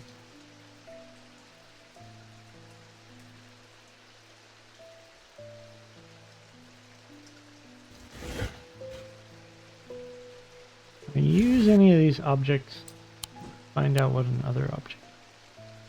Have I just missed something? Oh yeah, these things! Did miss something. Did I? not pull them out. Oh my god. Okay.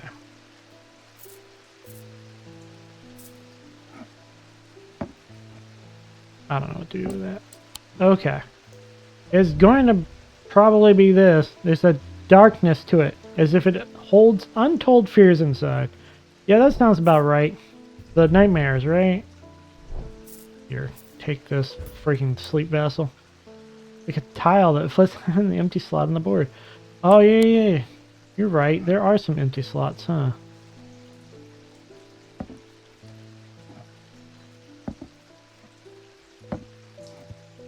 Okay, so if there's a pattern, looks like there is, it would be after the D, but those have already been filled in. Oh, here's one. There we go. Yeah. The bottom row middle. Yeah. It looks like the woman symbol comes after the D, after the arrow, after the Z. Okay. Fleet vassal. Oh my god. Yeah. That hurt. That hurt my sanity. Because I forgot to take these out. Fleet vessel. Is a guardian of sorts. With the downside. Okay. Hello, Catty. Yes, I know. Don't mind me. Are you guarding something? You're not guarding any secret compartments, are you? Althea O'Shea. Many years ago, I owned a Silent Breath, but it was already old when I inherited it, and its power died soon after. About time I replaced it. Silent Breath is a... I thought it was a plant. There are those that consider the White Heart a prize to be claimed, but there's no glory to be had from killing such a noble guardian of the forest. The Silent Breath contains a small token taken from a living white stag. While the stag lives, the item will retain its power, allowing the bearer to sense danger before it arrives. Small token contained from a living white stag, huh?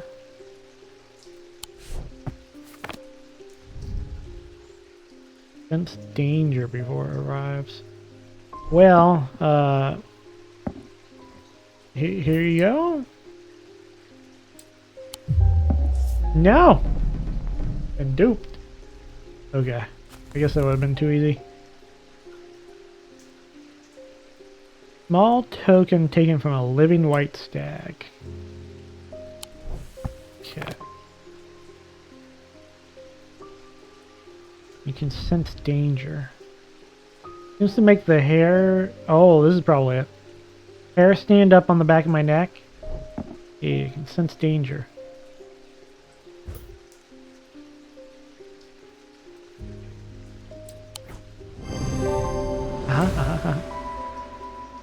Features a white hair, a potential trophy from a white stag.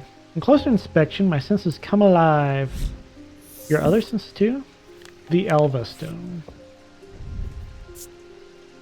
Gold.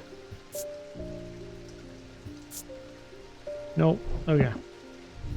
This was a... Shoot, what was that? Silent Breath. Silent Breath. Another Guardian type.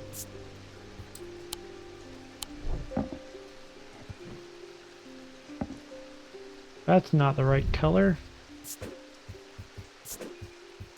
There we go. Pets. I've always wanted to try a dataless link. I have a personal interest in the Celestial Branch, so I'm not completely new to such things, nor am I ignorant of the risk. Its roof is shelly, and now I have a good reason for it. I need to take care of some roof repairs, and this seems like the safest way to approach it. Wait, a magical artifact is this? You know what? I've been on roofs before. You're not wrong. Magical artifacts probably are the safest way to deal with roof repairs. A dataless link is a powerful object capable of producing a levitation field. The field is extremely fragile, however, so it'd be prudent not to take risks. These items are surprisingly light in weight. Their designs vary, but they might point to some facet of flight, a feather, or the wings of a bird or insect, for example. Or, you know, just a floating stone. They might point to some facet of flight. It's the floating stone, right? No! Okay, it might be the raven then. Alright, they say the items are surprisingly light in weight. Weight in the green jar. Oh, yeah. Good idea. See how light it is? Where is... Get this half pounder. Nah, it's too heavy. Good idea though. Yeah, it's probably this thing. What other wings do we have? There's a leaf. Yeah.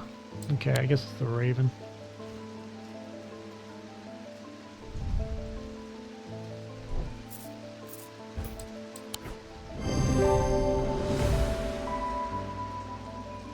It is indeed a very lightweight. Okay. I can't believe it's not the floating stone. Okay. Daedalus.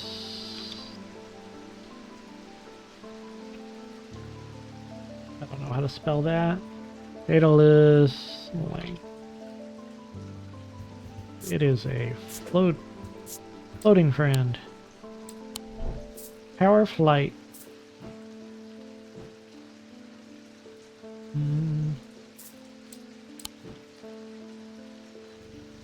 Purr.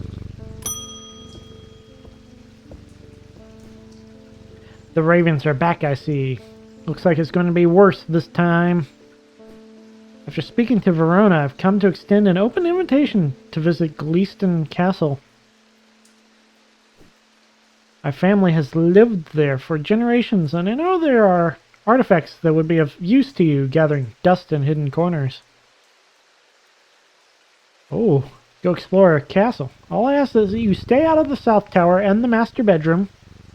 I can promise nothing, and run anything you find by me first, of course. Of course. Would I ever not run something by you? It would be fine. Here's something to get you started. Walk past the main staircase and turn left. Follow that corridor down to the end and go through the door to the left. There's a small plinth in the corner of that room with an item on it that you are welcome to. I never did like it anyway. Oh. Oh, we got a new map. A full new map. Okay. There's buttons on the left. Okay. Oh, look, it's got the alchemical symbols on there too. Mars in winter, rising in summer. Oh no. Freaking maze level stuff. To the vaults.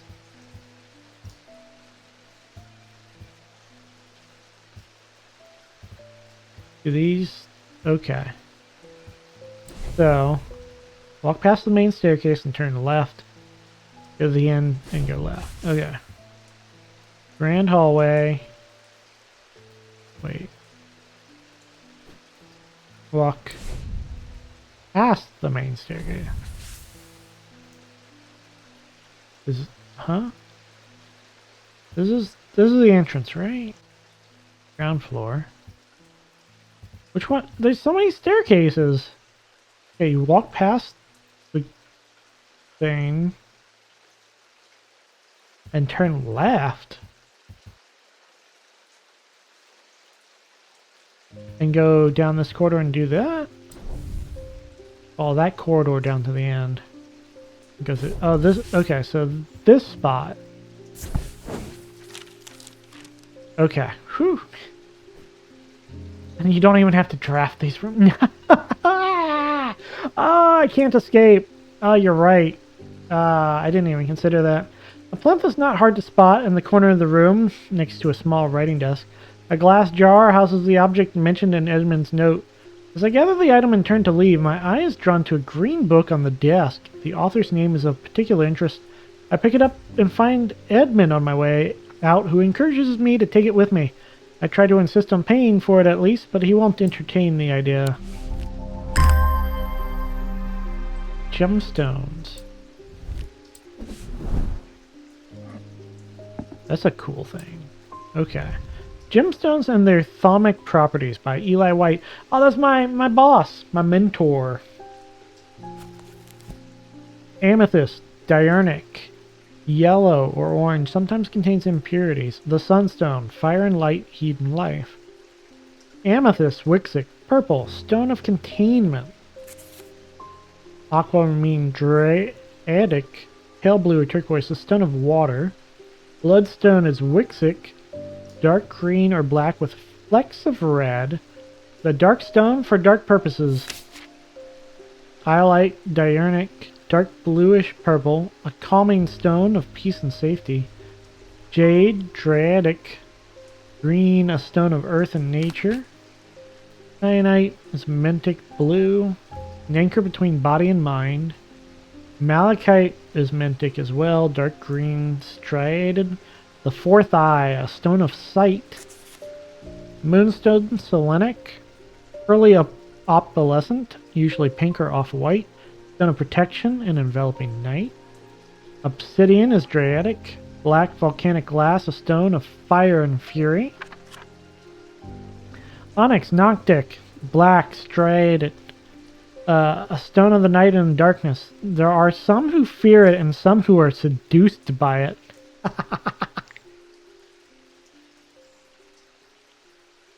I'd let an onyx seduce me. Topaz, Wixic, pale yellow, stone of strength. And Vivinite, Noctic, dark blue-green, a stone of death and decay. It grows on iron coffins and waterlogged corpses. Ooh. Okay. New book. Okay, we did that. We can put that away. This is the castle. I'm afraid to go to a new place because we're at near insanity. And the last thing I want to do is hop up to the thing again. Let's just put this in our map folder. Our map drawer, whatever. At the cat in the day. At the end of a long passageway, after days spent clearing away dangerous rock falls, the duo came upon a chamber. In it they found a small stone tomb, too small to contain human remains. And little kitty remains. Some sort of kitty tomb.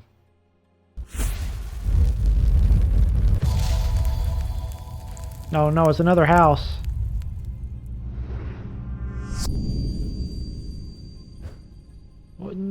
Don't lots of houses look like that?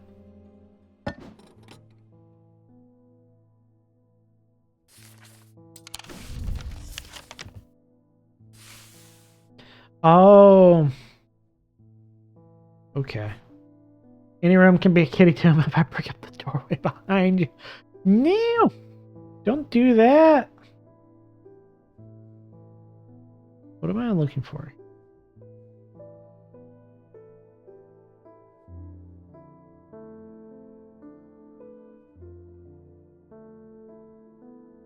Okay.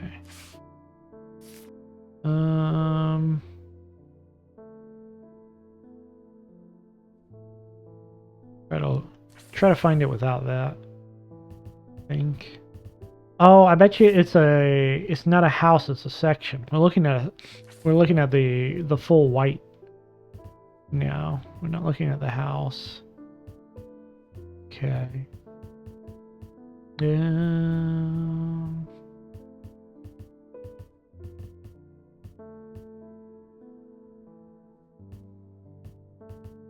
The houses are too small for that.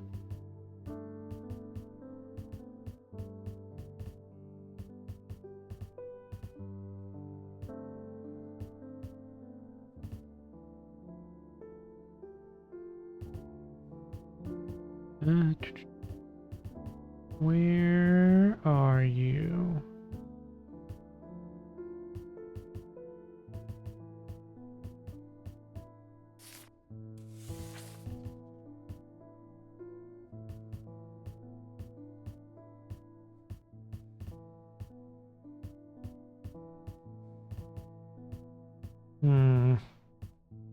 I think that's what we're looking for.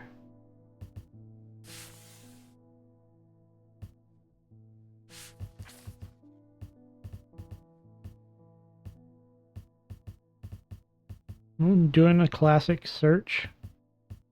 One of those, what are those old magazines called?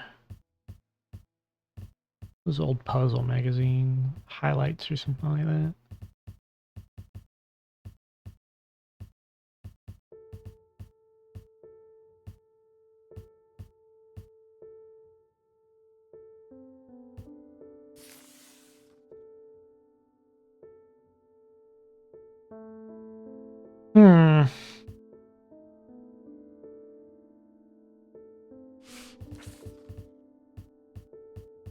I'm not seeing it. Fairly big. It's medium or big. Medium size, maybe.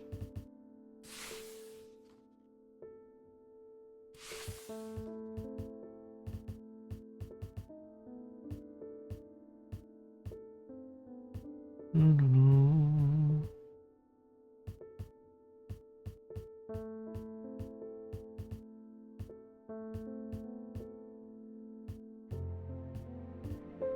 Hard to tell. Hard to tell. I don't see anything that matches that shape at all.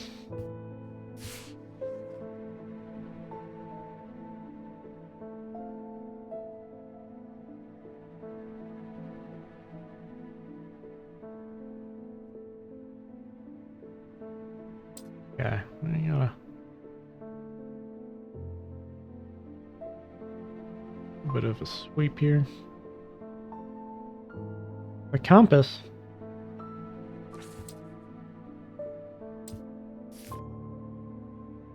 Need to align it? Align it with what?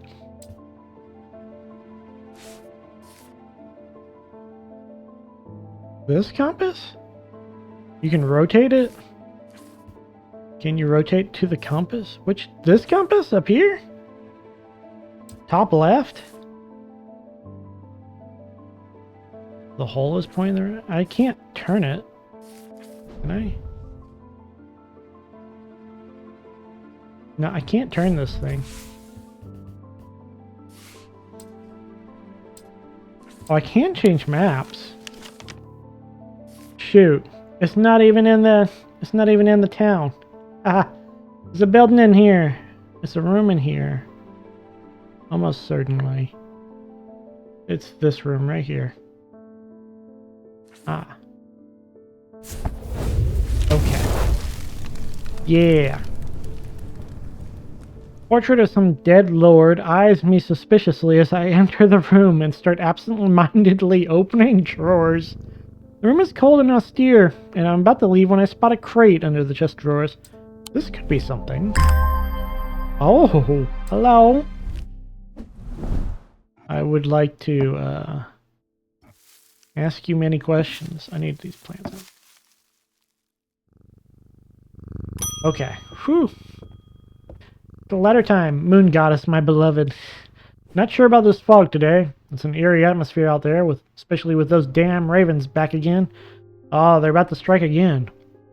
Usually fierce black dogs I've got to worry about, not big black birds. Better off inside, I reckon. Okay.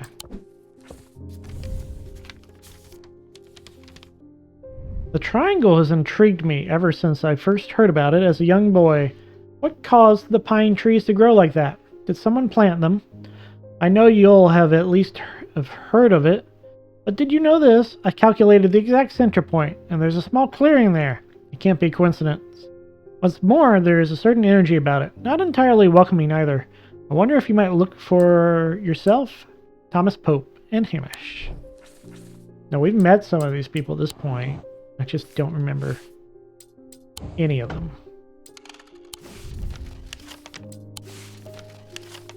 Okay, the triangle. This thing. In Heathwood. Sure enough, as I approach the center of the curious triangular copse at the heart of Heathwood, I come across a clearing. A tree that had been split into two stands in the center. Sunlight breaks through, and I take a deep breath of cleansing pine and earth. Ooh. Almost immediately, I'm struck by a sense of ominous power. My intuition tells me that there is something unusual here at the heart of the wood. I examine the broken tree and notice some strange markings carved into the trunk. Heart beating faster, I spot something else embedded in the wood. 3 pendants arranged in a triangle shape. Ooh, hello. This one has a ton of symbols on them. Look at all those symbols. Oh boy. And those gemstones that mean stuff now. Oh boy, it's going to take me forever to dig through all the gemstones and symbols.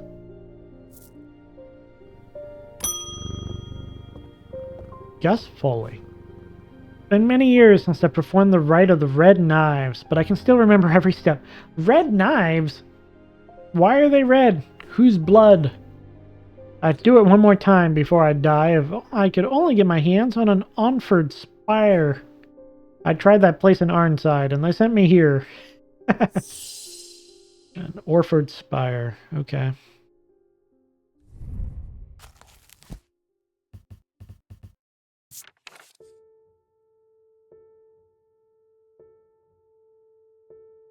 A lot more reading than I remembered. During the rite of the red knives, an Orford spire is fully submerged in goat's blood for 9 days and 9 nights.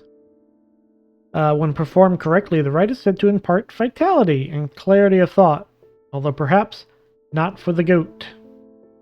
Right, goat's blood. So the bloodstained spiky thing, yeah. You can even see the little spikes in the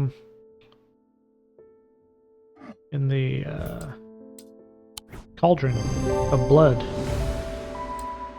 2 of the points of the item are visible in the sketch, yeah. Dried blood. Orford spire. Imparts vitality, so I guess this is a good thing. It's a little macabre, but it's a positive. He did look fairly old, so he keeps doing the ritual. He keeps living for a long time, so I guess it's working out for him. Yeah, my boss is back. I need to go away for a few days again. Yes, do that. The Order of the Black Veil will have the information I'm looking for. The Order of the White Veil is better. They seek to understand the world beyond death, drinking an elixir that sinks them into a deep trance. If I'm right, they may be able to shed some light on these events. The only problem is, I burned that bridge long ago. Oh no, we pissed them off. Could you hand me that Guise of Lillian? It won't be the first time I've used one to get around their hatred of me. I just noticed that the symbol of protection is carved onto the desk to protect ourselves. Strange Horticulture, they don't start off with the weirdness. This one started with the weirdness right away. Strange Horticulture builds you up into it. And you're like, oh, this place is messed up. Guys of Lillian.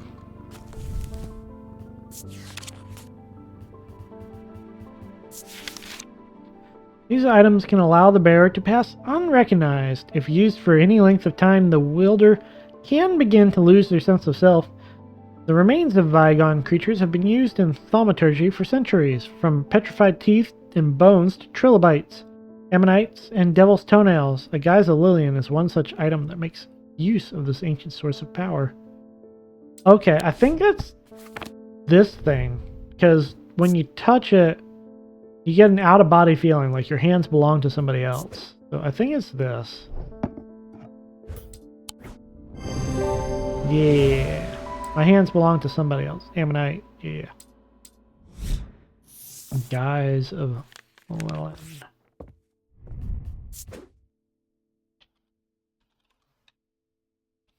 This was fairly neutral. Which is this one. Okay. Yeah, you can go deceptive, but, you know, you might lose your sense of self. Don't worry about it. You might become a VTuber. Hello, it's Rebecca Rose. Oh, is that a cat? My eyes may have completely gone now, but it's good to know I still have my cat senses. Are you talking about the cat or me? Hold on. I do hope I'm in the right place. My daughter told me about a shop that specializes in unusual items. My life's joy has always been painting. Without that in my life, I'm afraid I'm at a bit of a loss. I know that I'll never see again, but is there anything in your collection that might help me paint again? Huh. Feel a little foolish for asking. Seems such a small thing, but to me it means everything. Ares Remnant or Spirit Eye? Okay, well, the Ares Remnant. These objects induce a form of synesthesia, where colors and tones, light and shadow, can be felt through touch. They are sometimes used by those who work in low-light conditions, such as miners. The gemstones in an Ares remnant are arranged in the shape of the constellation that shares its name. Okay. And Spirit Eye.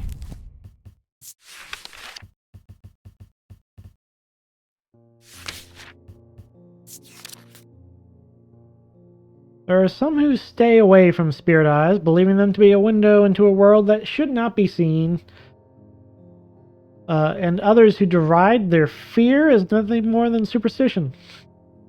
It's not clear exactly what they do show. Another layer beneath the visible world, perhaps. A layer that requires something more than the traditional senses to experience. They draw their power from the opposing symbols inscribed upon them. Great. Is this it? Are those opposing symbols? Oh boy. So, life and death. No, that's not. So the black pendant and then something with calm on it? The black pendant? This thing? Oh, this is the Ares thing. I see what you're talking about. On the left, middle. Yeah. Yeah, that's the Ares one. Right. Okay. So I'm gonna mark that as Ares remnant real quick. And we're not gonna give it to her because that would be nice, and we're not nice today. We're mischievous little kitties. What if she can see into the other world? Okay, so that is no. What is that?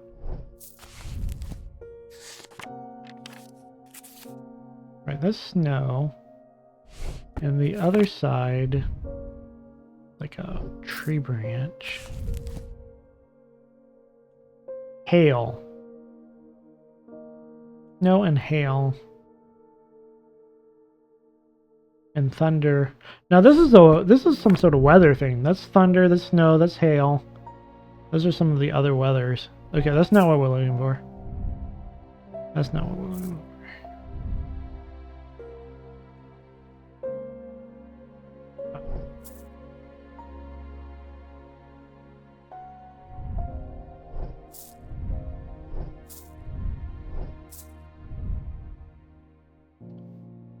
Yeah. Oh. Insanity and protection. That is kind of the opposites. What are we looking for?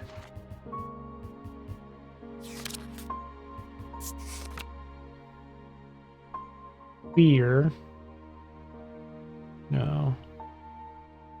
Window into another world. Power from the opposing symbols inscribed on them. If this is protection and insanity. That's a crackling energy flickering in the depths of my mind. Maybe? What about this?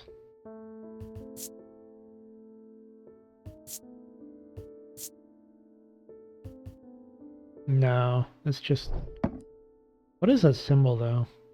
I need to know for later. The moon in winter? Silver...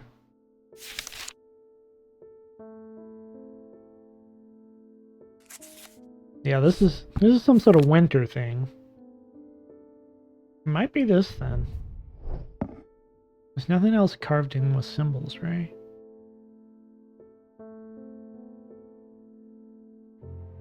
Here you go. Okay. Okay, well...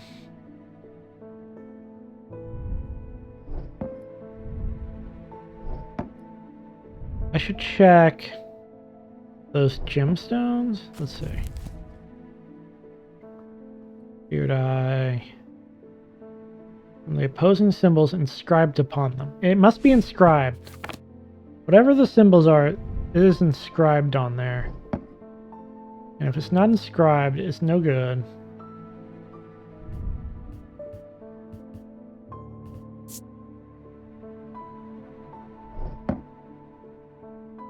Which leaves what?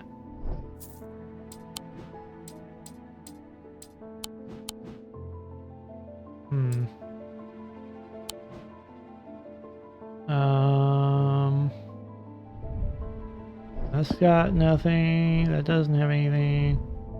Those aren't inscribed. Wish I could turn these around and see the back.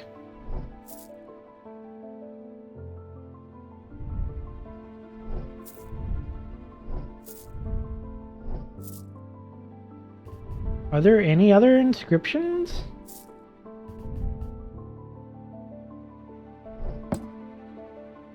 You know what? We could be missing. We might need to find it. Yeah, there was one more thing we didn't do.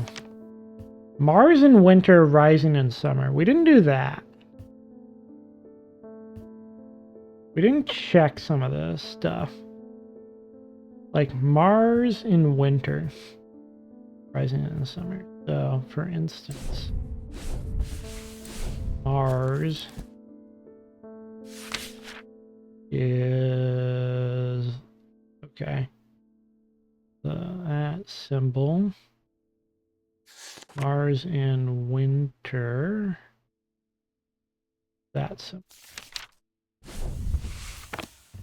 Mars in winter.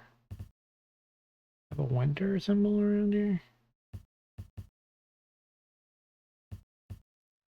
There's no winter symbol here. Rising in summer. What's rising in summer? So summer. Summer's that.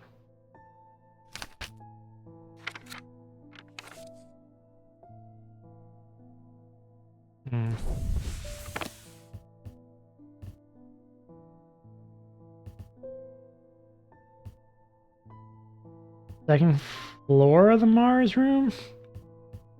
Courtyard. Oh, the area above it? Oh, you can't even pick the area above it. Good idea though. I'm a little curious about these other stairwells. Like, do these lead to some other spots? The vaults are blocked by a large iron door. There's no handle or keyhole. It's not given the slightest I realize it's been sonically sealed. That's not much help. It's not clear what I need to open it. Oh, we need to find the whatever item opens doors. Do we have that option already? Blood. Change curves. Darkness, death. Fear, feeling, gemstone, hearing. Light, love. Lock picking. Nothing about locks. Mind moon.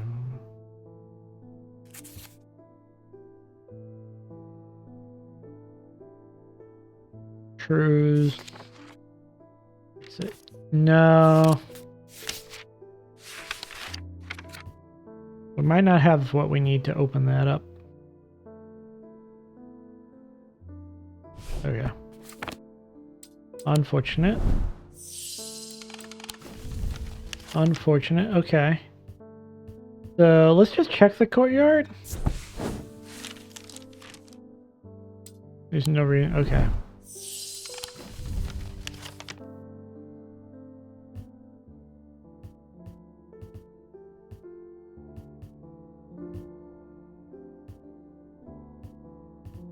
Interesting. I think just clicking these random ones are going to be like exploring.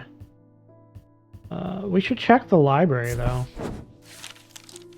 I find books on ornithology alongside bestiaries of the old world. I learn a lot about a person from the books they read. Okay.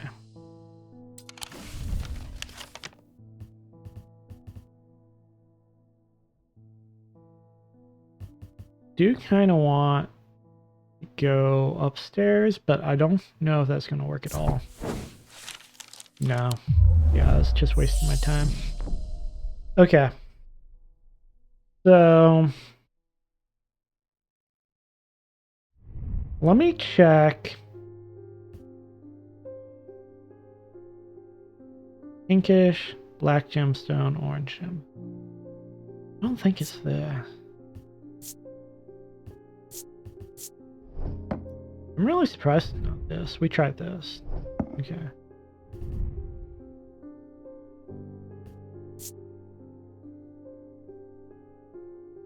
We need some gemstone related stuff. Oh. Okay, what colors are we looking for? It's going to be inscribed though.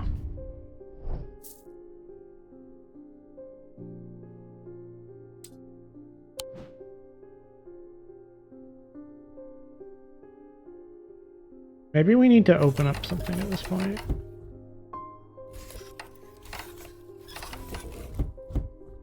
Like, we need to figure out.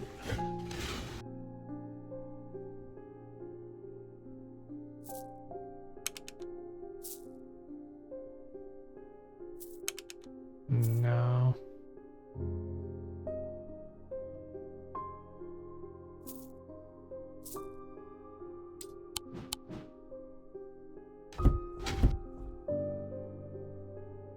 Mm-hmm.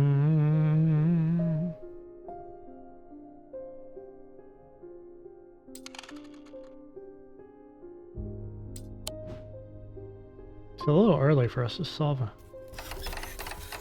thing, I guess.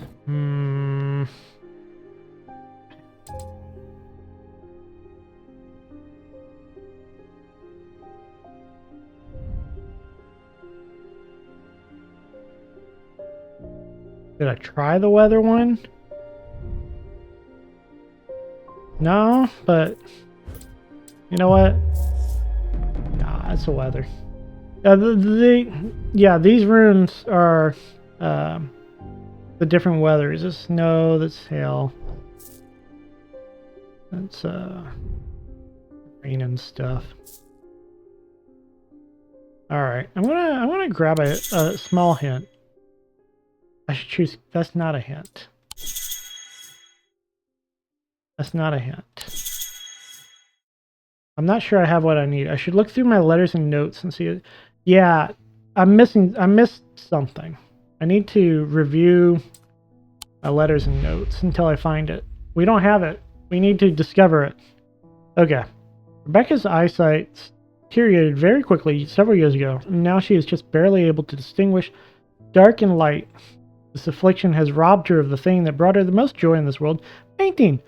Yet it has not robbed her of her determination, or her kindness, or her love of life. When she learned of strange antiquities and that it might hold a way to restore her sight, she was hesitant. She never did anything without careful consideration, but eventually her desire to paint again won over, and she decided the risk was worth taking. Yeah, I'm so sorry. I'm going to have to punish that. If we can, we have clearly missed something, so it is time to figure out what. All thermic objects produce a field that can be observed by placing an object over a thermic lens. Oh, that's right. We have a magnifying glass.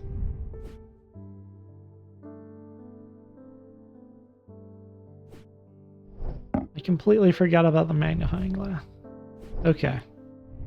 Well, it isn't doing anything about the thermic.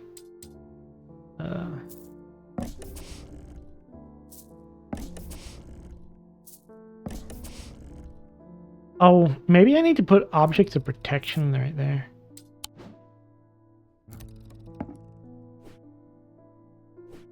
Okay. So, objects of protection. We know of the one? Just the one, right? No. Get out of candle. This one. Put that there.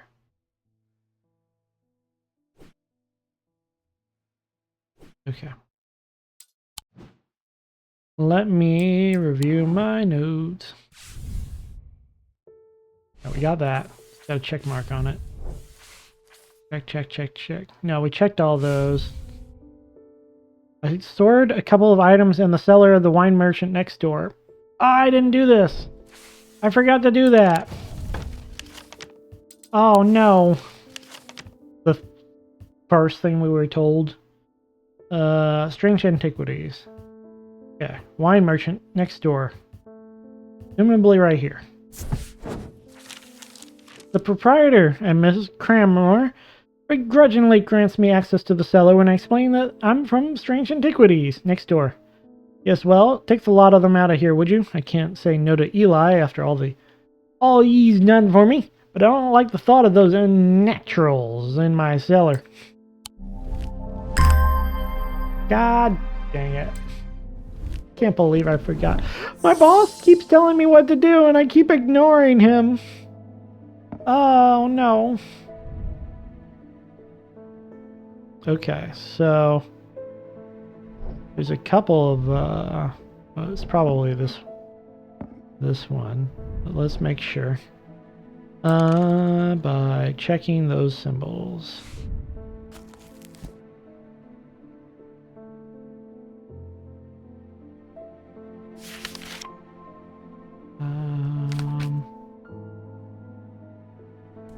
What are triangle with two lines under it?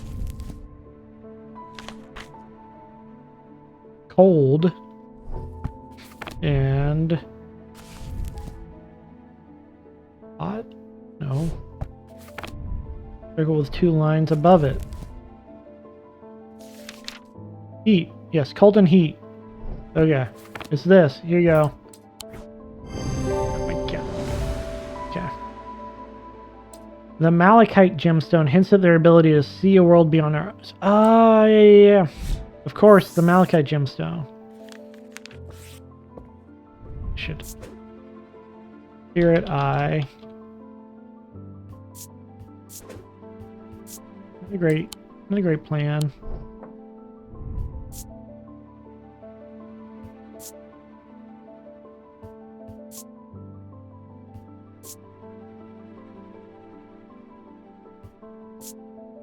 I can't sniff the world beyond. I wanted to sniff the world beyond and see what it had to offer. Clarence Hawker. These ravens have done for 3 more buggers. Oh, wait. 2 of them up at Calgrowth and another fella, a fisherman. People getting a bit panicky around here. Nothing natural about folks turning up with eyes all black like that. And now this fog, too. With the nights drawing in and me working late, I refuse to walk down Holbrook Road without so much as a lantern. I had something nice and bright in mind. He's here for a flashlight. A sun bond. You're gonna bond with the sun? I can see it. I can see it.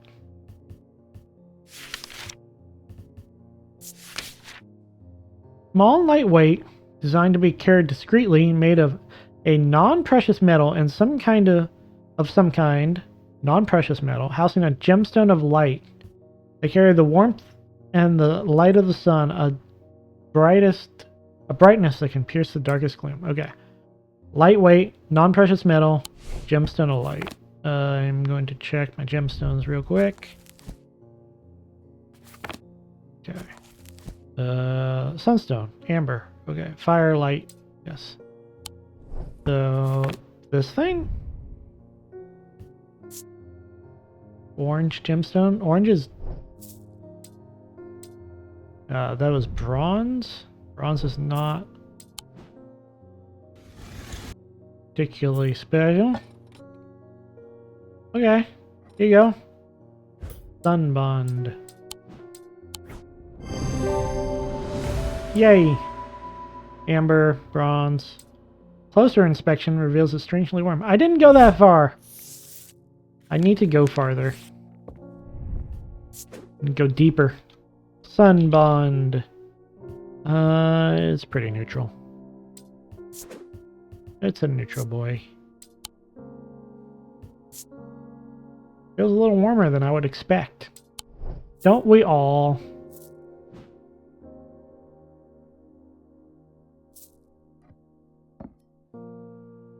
Okay. Oop. I love how she gets so startled by the bell. Bend your ear to the trees. Hold your palm out to the wind. The ravens can feel it. Can you? Something is stirring. I'll need a Holgan Grim in the coming days. Okay, Audrey Bell. Followers of the warrior god Holgar are not easy to come by, but they make up for their low numbers with zeal and grandiosity. The priests have all the self-appointed authority of a village fete organizer, and power struggles between the clergy and acolyte are as bitter and hard-fought as many a debate about bunting or kickstands.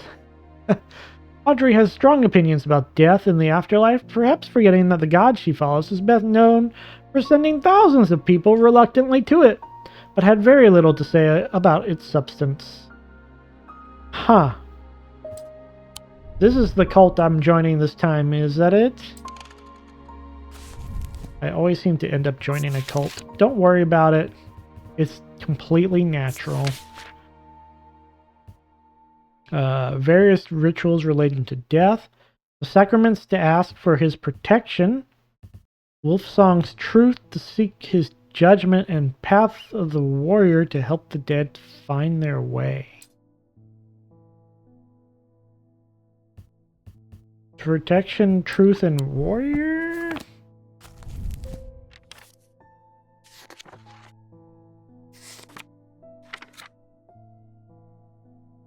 Protection, truth, and strength?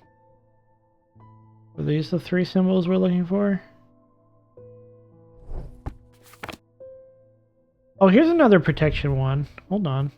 I should probably put this down here. Probably fine. I don't think I've seen those symbols together. Where's the new thing I picked up? Paper bottle. It's a bottle with a thing. Let's see. Warm. Why is that warm?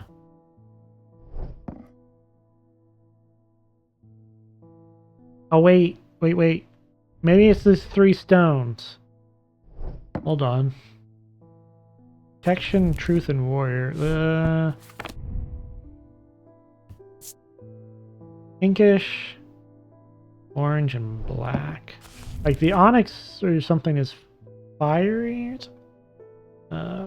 Pinkish. Not this one.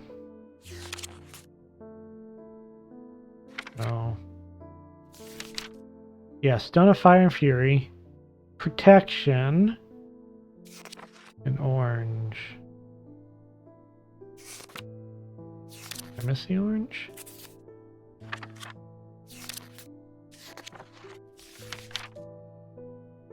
Fire, light, heat, and life.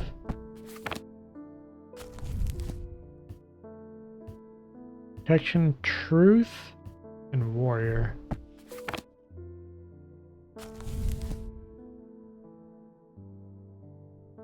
Fire, light, heat, and light. Amber, is that? Is there any other orange?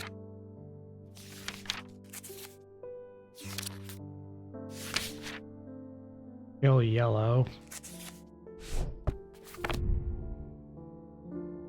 Okay. So that's heat. That's protection, and that's the black gemstone. Is there a... What about over here? Hold on. Pale yellow orange gemstone.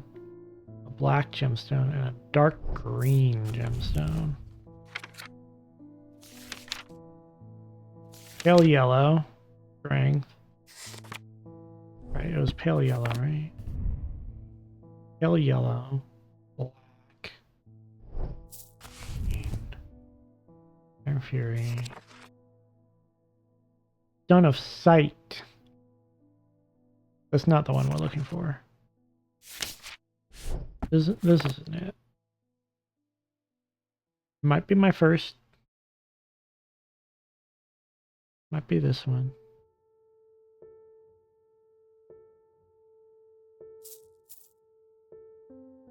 Okay.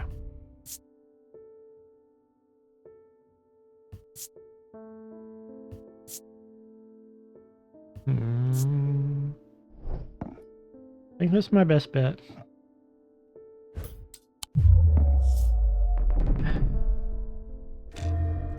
Hello. Man, I didn't run into nearly as many as these in Strange Antiquity. I did this all at once.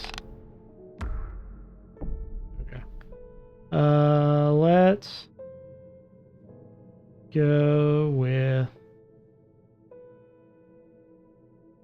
Oh, the stars are anything will work. Bank them. Oh, maybe I should have just gone for the... I think I'm kind of getting it.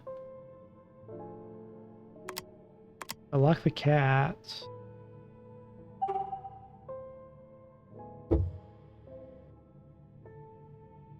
Oh, okay. Cats and 2 of anything. Gotcha.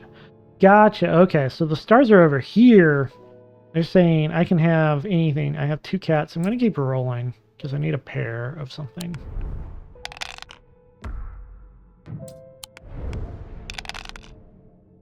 Any pair will do. There we go. Okay, bank that. That's the hardest one to get. Oh, and my thing resets after that. Oh, okay. Penalty. Just bank those things. Oh, I probably should have just froze the suns, but that's okay. We're fine. Everything's good.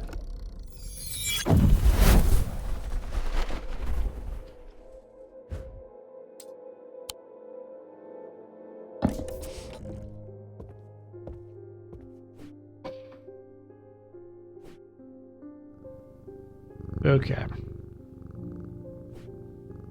Yeah. You are looking for...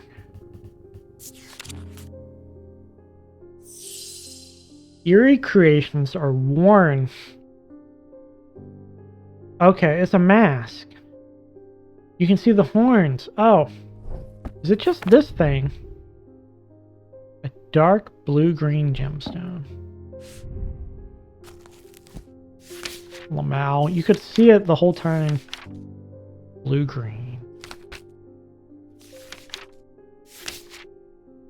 Yeah, stone of death and decay.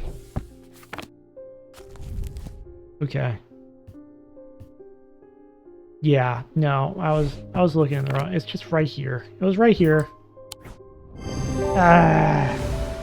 Okay. That sounds like it. The mask is an eerie item that can be worn. The sketch shows us the mask.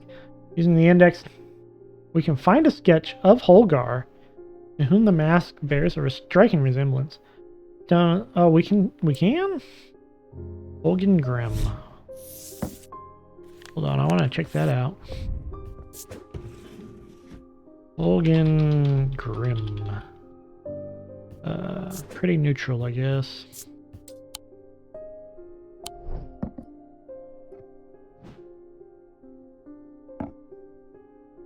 Kind of fits in there. Kind of fits. Let me look at that index again. Holgen. Holgar. Here we go. This is Holgar wielding his twin axes, Wolfsong and Fearbringer. That's right. You should actually look at some of this. There's a vast skull in the catacombs said to be that of the beast, Kathra. Holgar's followers believe that when he slew it, he trapped its soul, along with its power, in an item known as the Wraith Chamber. Art chambers are based on this mythical object, but they have morphed over time into a way to keep those dear to us close to heart after death. Like permanently? Or like, are we trapping them from the afterlife? That feels a little bad. Yeah, I have a cat. I'll pet the cat. Is there another protection thing going on here? There we go. 3 protections. Nope, never mind. I'll get you someday, protection cupboard. I will. Inside was the reason they had toiled so hard, a small black casket. A very valuable small black casket. They knew enough not to open it, but perhaps too little to fully understand the danger it posed. Uh-oh. New clue.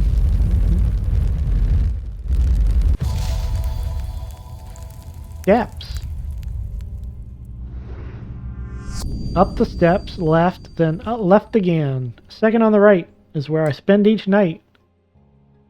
Are you inviting me to your bedroom?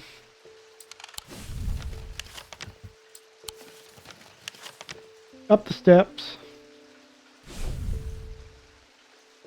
Up the stairs, left, then left again. Up the stairs.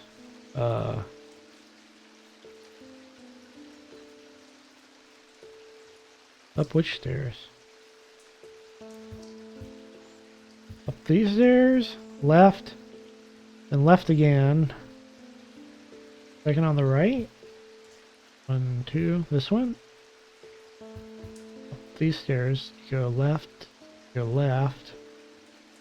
1, 2, this, I think it's this one.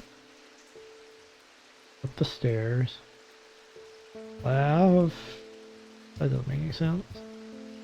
I'm just gonna say it's this one. Yeah. Bedroom looks like it hasn't been used for some time. A thin layer of dust coats the furniture. I got invited to a bedroom and they didn't even show up. What? A thin layer of dust coats the furnishings and cobwebs decorate every corner. Pulling back the thin curtains lets some light in, but more importantly, they reveal a macabre item that's been hiding on the windowsill all this time. Whoa! Well, 2 fingers. Might have discovered the witch's finger.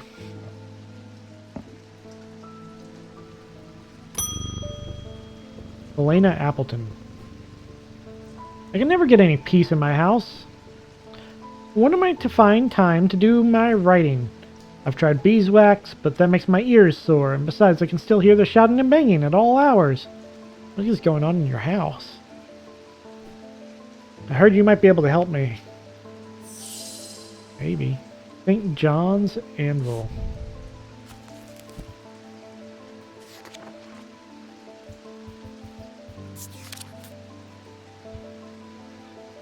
These items have much in common with the St. John's poppy plants of the same name. In fact, that is reflected in their designs. They have quite different uses, however. Whereas the plant helps to overcome deafness, an anvil will dampen the sound. It can even be tuned to filter out certain noises, but allow others to be heard still.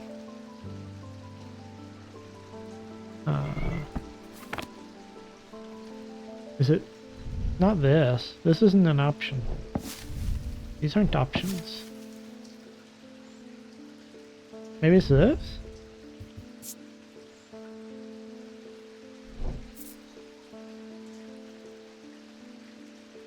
Layla, why are you doing this now? You can come in. I'll be right back.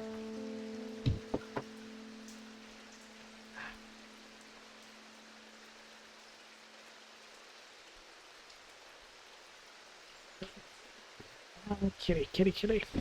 Okay. Reflected in their designs. Okay. It looks kind of plant-like.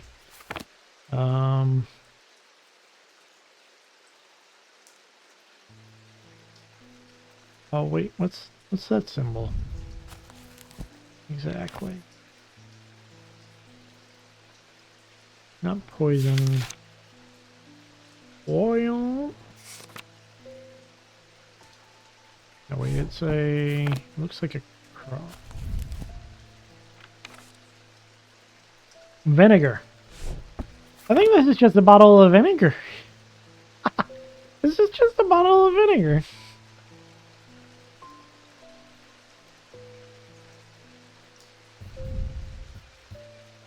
Sounds are muffled in its presence. Oh, here we go. Okay. This might be it. Let me check that gemstone. It is a orange. Warm.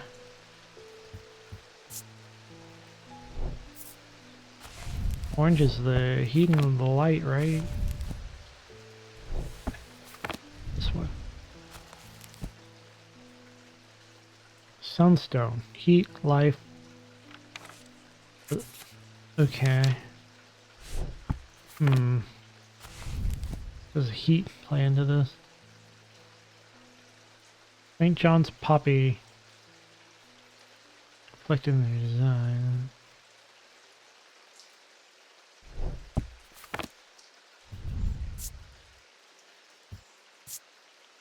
Sounds are muffled in its presence.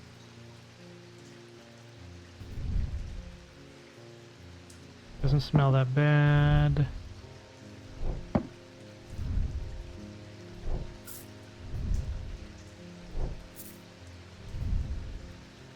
And none of these are... This smells like vinegar, right? It rattles. Can I break this? Throw it. Yeah. No, it's not. Oh yeah. This is some plant designs. Okay.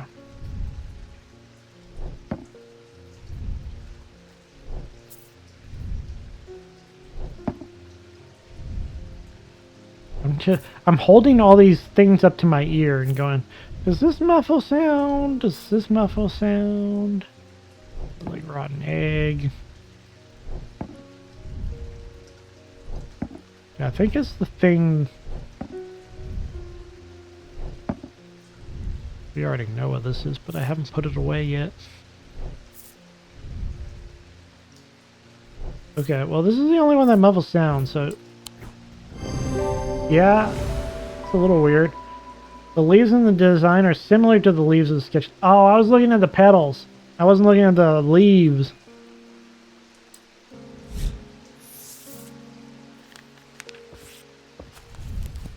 Yeah, I wasn't looking at these leaves. I was looking up here. Ah, they got me with that. I think they got me with that, the St. John's Anvil, right? Yeah. Strange horticulture, too. St. John's candle.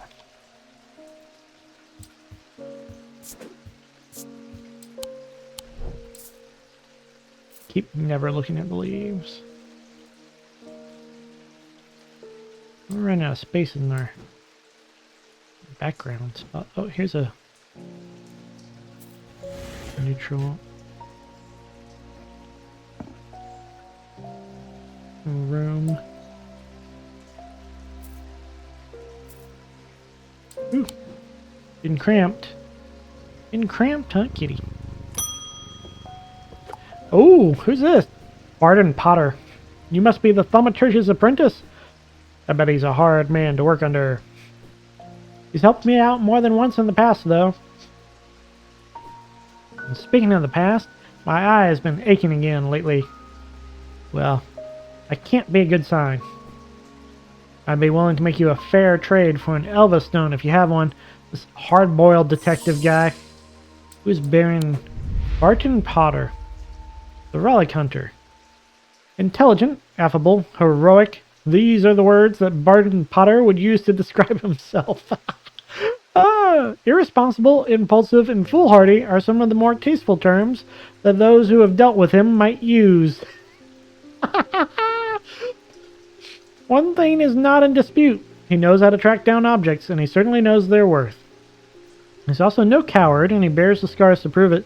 He's one of the few who have ventured into the depths of the catacombs, and have lived to tell the tale. And tell the tale he does, at the slightest provocation. I love him. I love this man. I love these characters. An Elva stone.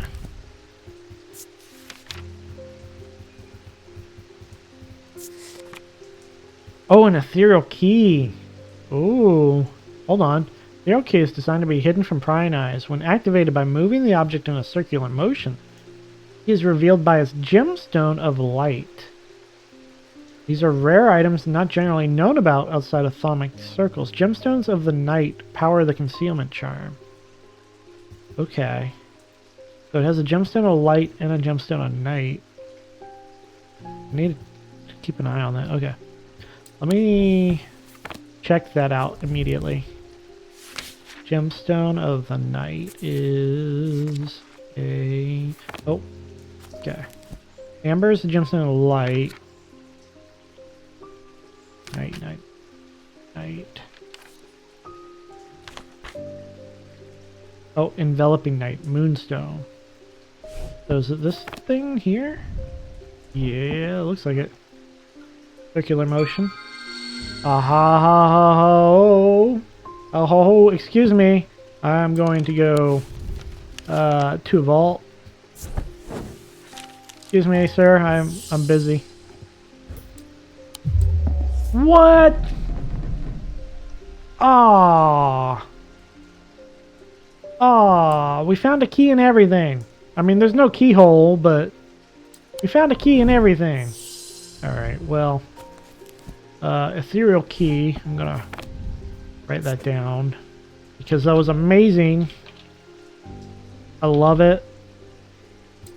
It's my special key. Can't even use it on the door. The door with no keyhole. Yeah, Elva stone. I was close though. I guess I need some sort of a not transparency, translucent, some poltergeist, ethereal. Probably need an ethereal lock. Yeah, something like that, I guess. I was thinking about something that turned me into ghost. Intangible. Make me intangible. That's what I was thinking. Okay. Elva stones can be used to relieve the discomfort caused by otherwise incurable ailments such as Braxis or burning blood. The planetary metal used in these items is associated with the Selenic discipline, a connection that is also reflected in their design. Okay. Elva stone, Selenic discipline.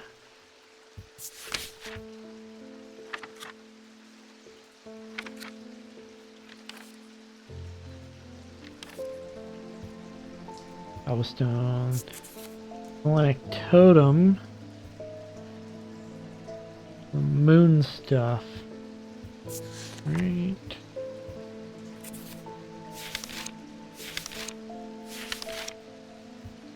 The sleep vessel. Okay, so... And then the Elva... Planetary metal.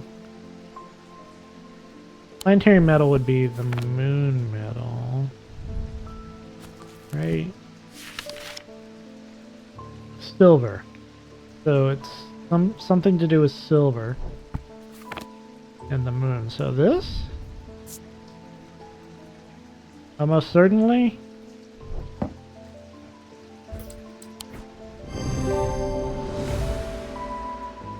Moons, metal silver. Okay. We just... Oh, he gave us an item in return. He did make a fair trade for the Elva Stone. Okay, he did say something about that. Elva Stone.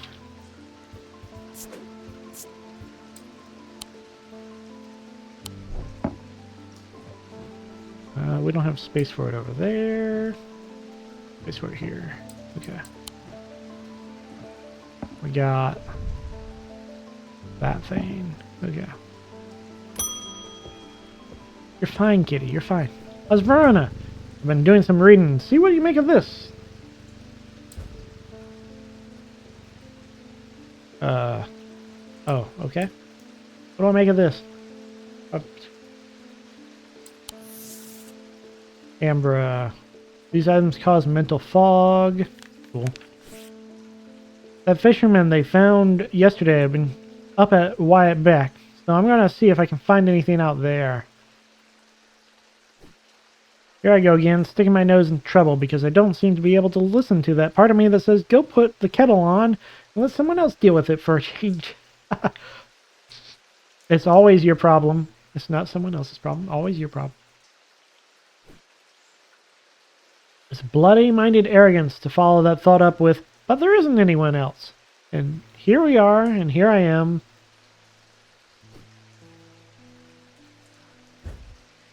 They do it all wrong anyway. Okay, go save the world there, I guess. Ambra. These items cause mental fog, a withering of intellect and thought. They are slow to work, requiring several hours to have any effect. Through prolonged use, they can cause the whites of the eyes to turn black and the subject to become deeply disoriented. They produce a noctic field. Alright, we haven't been able to see fields yet.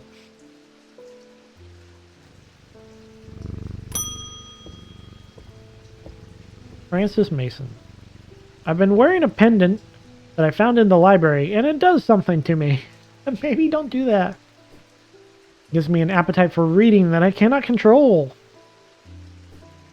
I was lost in the library for 3 days without eating or sleeping before I managed to take the pendant off and escape. Wow. It is rather pretty, though. I like how she's like, oh, maybe I keep it. Someone told me I need a Cusick purifier, and that this is the place to get one. Wow. I can't believe it. She's like, well, what if I keep it? It is so pretty. And I did read a lot. I got more reading done than I've ever gotten done in 3 days time. Small topaz gemstone. And it's the eye. Placed in a strong smelling liquid, usually vinegar. Small tokens such as rings or amulets, perhaps submerged in the liquid and left for a full cycle of the moon, are cleansed of simple imbued curses or hexes. Of course, there is a limit to the effectiveness of this process.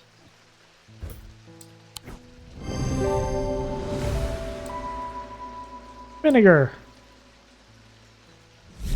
Cusick purifier. It's censorship. It's YouTube censorship. The cussing purifier. I need to label this. The purifier. Cusick purifier.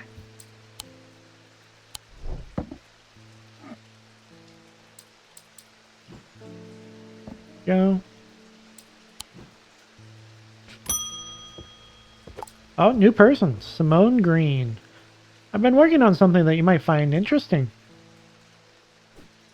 Did you know that nobody knows who built Strange Antiquities?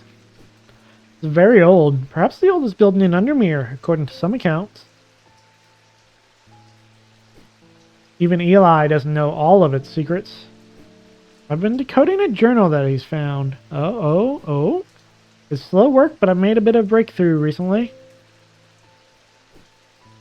Have you discovered the plinths below the counter? I've learned that they can be used to access the shop's hidden depths. The plinths. Is this thing? And this journal holds some of the keys. Here's something I discovered late last night. See what you make of it. Okay. Simone Green's the librarian. Simone finished reorganizing the Ambleside library and came to Undermere in search of a new challenge. She took up swimming in the lake after hearing about the health benefits of cold water. Soon found that she preferred the health benefits of a warm blanket, of roaring fire, and a good book. Manages a collection at the Wordsworth Library, following in her mother's footsteps by taking a special interest in occult writings. Yeah, maybe don't swim in the cold lake. Alcove key, horned shackle, evocant, and then a moon something. The writing is dense and spidery, so it's not always easy to decipher. Okay, so not these things then. We want... I guess we'll put that there. The horned shackle. Evocant, right?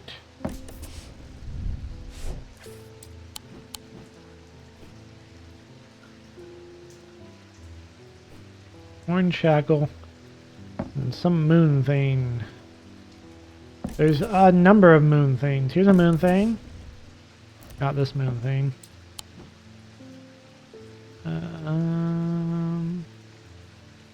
Moon things. Here's a moon thing. Got this moon thing.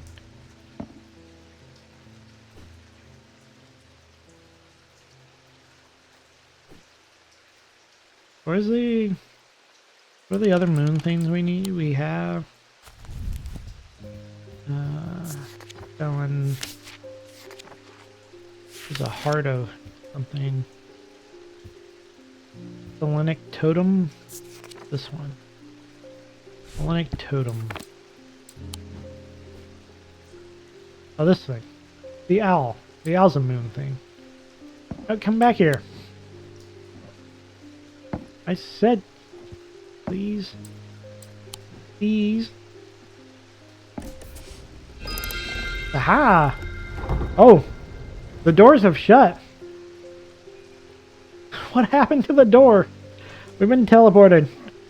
We found some tiles. An orb.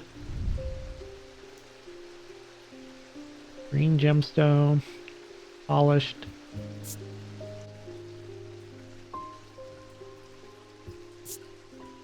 There's a pleasant scent that reminds me of the forest.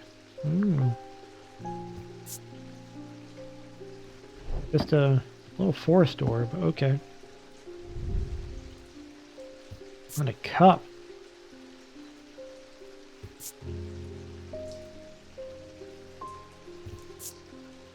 A sharp aroma. Oh, we got some liquids in here. We found the booze. We found the booze. The hidden stash of booze.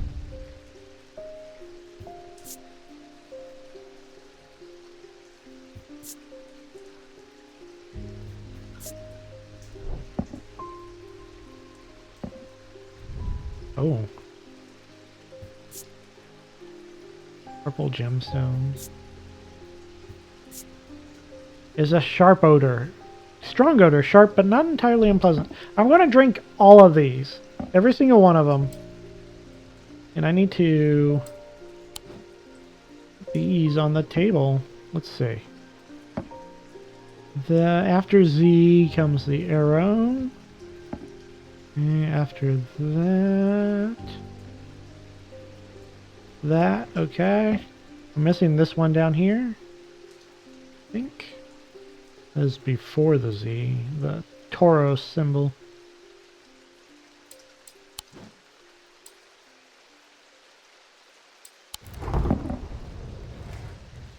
Did they all... what happened? Okay.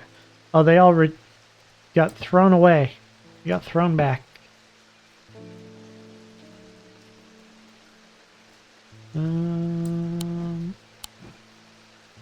I presume there are other combinations you could do. Right? Probably. Yeah, there are probably other combinations you could. Oh, okay. Jim Wolf. After years of working in a thundering mill, I'm afraid I'm quite deaf now. Speak up. I've tried St. John's Poppy, but I'm looking for a more permanent solution. I would love to be able to hear my niece's laughter. Aww. Aw, that feels... Aww. The hearing charm. Oh, we solved that way at the beginning of the game. I don't think I ever used it. We just wrote it down and threw it away. Pen is shaping the bat. Good luck, sir. Closed. Kind of want to do... Let's do one more day. We can do one more day.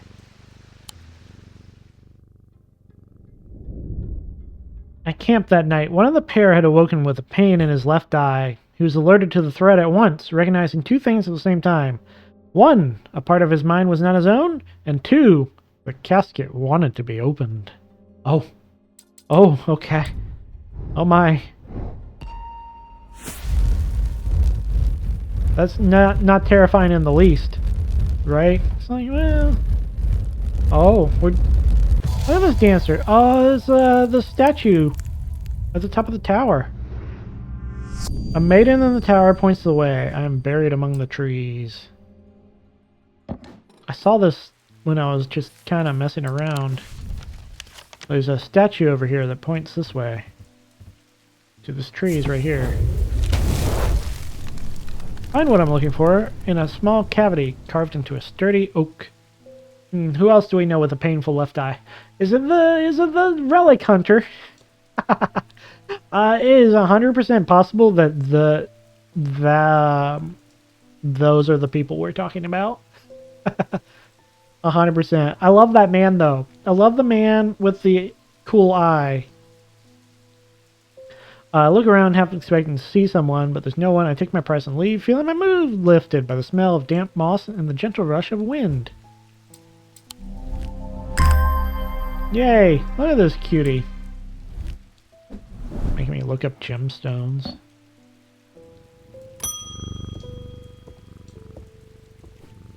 I walked up the beck a mile or so in the cold and wet yesterday and found a section with a handful of dead fish floating in it. Belly up and blackened they were. Uh-oh. Wow, that's pretty bad. Like, it's one thing to have random people fall over with the black eyes. I'm not sure what to make of it, but I don't like it. I'm on my way to Call Growth Hall now.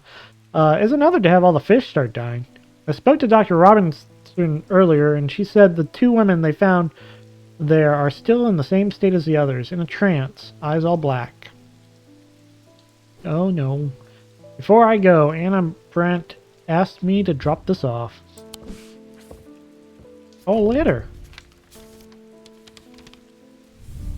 When we were kids, we used to explore an abandoned house on the lakefront.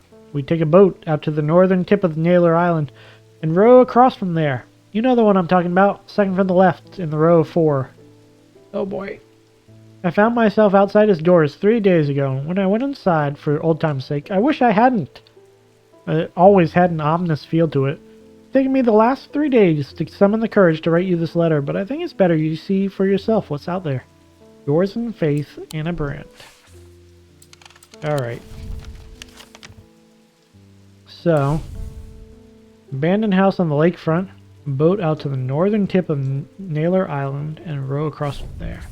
Northern tip, row across. Second from the left in the row of 4. So, this one. I don't know what exactly I was expecting to find, and his letter was quite vague after all. I certainly wasn't prepared for this. In an alcove of the house, peering out through loose mortar and crumbling brick, is a macabre shrine of sorts. The skull of a stag is mounted above the opening, its antlers smeared with dark red substance, and large melted candles pool out into the wooden floor on either side. In the center of the altar, there's a small iron chest, rusted and fused to the floor. It's clear that it has been here for a long time. I do not see any hinge or keyhole or any way of opening it at all. But after a while, I notice an inscription that simply says, "I open to the voice." Oh, the voice, of course.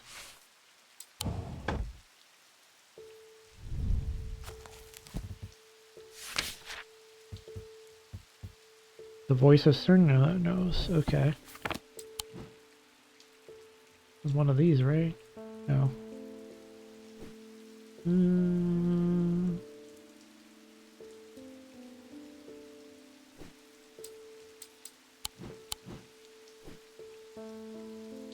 Oh yeah, this one. The chest opens to reveal a golden totem. I can't imagine who would have stashed it here or why. But it doesn't look like they're coming back for it anytime soon. There's so much random stuff in this town. Oh! It's so cute! Oh, this is mine! I'm taking this golden thing. I don't care if I found it in, like, the creepiest place ever. It's mine. It's mine, it's mine, it's mine. Look at this kitty! The little sad kitty. It's so cute. My kitty. You're my kitty too. Yes, more cats. More artifact cats. Just dropped some catnip on mine hole. Oh Ah, no. yeah, we won the treasure. But yeah, this town, you walk 5 places, and you just you stumble across stuff. You stumble across bad stuff.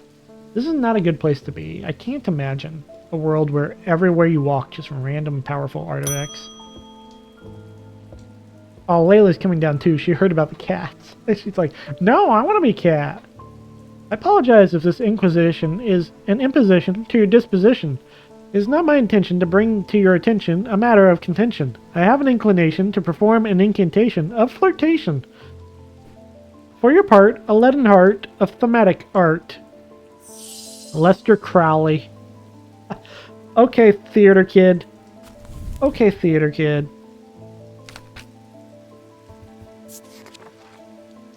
These items depict the god Cernamos in his non-human form. They are heavier than they look due to a core of lead, hidden by a more modest exterior. They are said to kindle romantic interest and are sometimes given as wedding gifts. Okay. Items depict the god Cernamos in his non-human form. So this is this guy in his non-human form. So he would be the stag. He's the stag. He's probably the probably this thing. Is this thing heavy? It's heavy, that means it's got lead in it.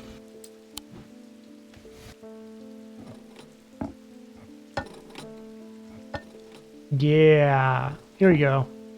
The lead heart. Cernamos is a deer.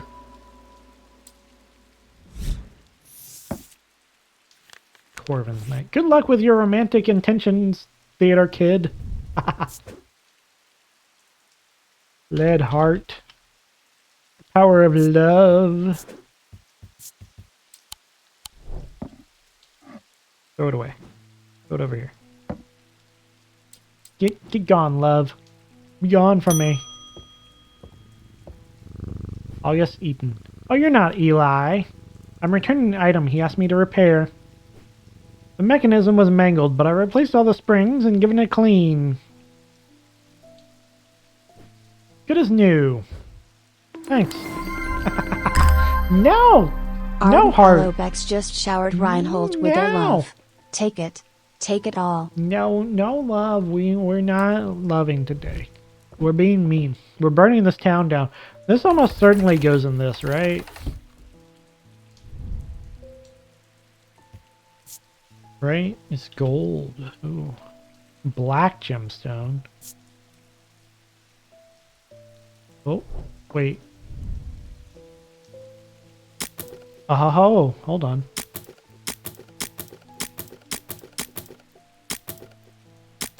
Okay. It doesn't smell particularly special. Okay. It looks like it needs to have the none of those. So none of these. Yep. And boop. Find the booklet of curses. Oh, what is this chat delay? Perfect. I think it might be on my part. It's pretty bad. My internet's dying a little bit. Probably the storm, but just dealing with it. Sometimes winter can be bad. On curse, I'm gonna read that in a second. I'll let you come back. I'll wait till you come back. What is this thing? Green organic. Thin and delicate. Hard. Thin and delicate. And then hard. Sounds hollow. Ooh. Okay. Okay. Yeah, my internet's been dropping frames. Raka. You're probably right. Brief overview by Dr. F. Robertson. Black heart. The heart of the sufferer feels constricted, as though it is clamped in a vice. Skin is pale and cold to the touch, and veins stand out darkly on the body. Eventually death will occur. Paraxis. Characterized by a necrosis of the flesh. The afflicted will feel no pain, but a scarring has no cure. Breath of Lyra. While those affected appear to be able to breathe normally, they feel as though they are choking. Burning blood. The subject has a sensation of burning from the inside out. It is rarely survived, and those that do never fully recover. Yikes.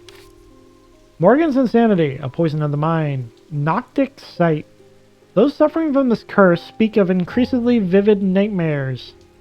The sapphire curse. I thought it said sapphic curse for a second. I thought that said sapphic curse. I'm sorry. The sapphic curse. I mean sapphire curse. Marked by a telltale blue tint to the eyes. Those under the curse are plagued by waking hallucinations. No, that's what I have. You're fine. I'm sure it's a blessing, right? It's probably fine. Torment's paralysis affects the mouth and tongue so that speech becomes impossible. Blue tint under the eyes. Okay, we should watch for the blue tint under eyes, actually. Plagued by waking hallucinations. Is that the whole book? It is. There are 8 curses.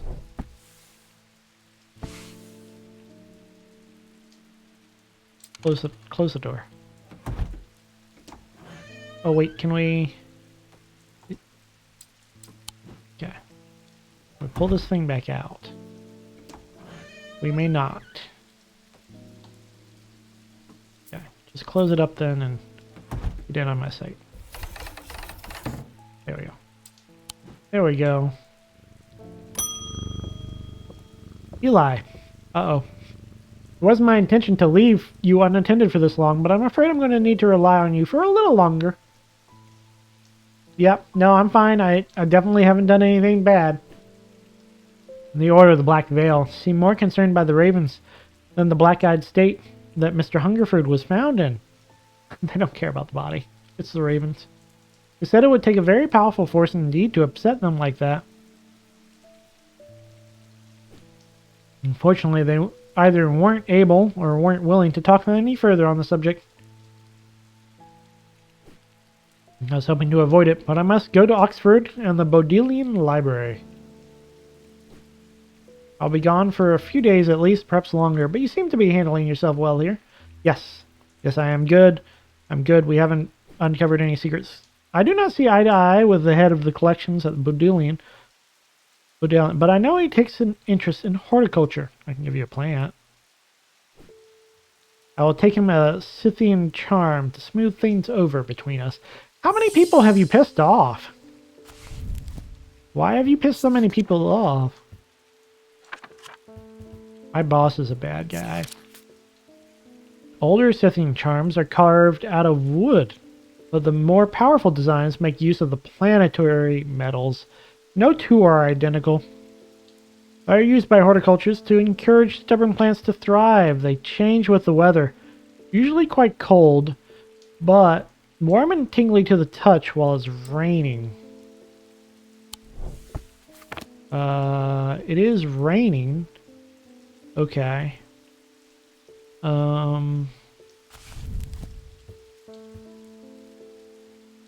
Okay. Plant thing.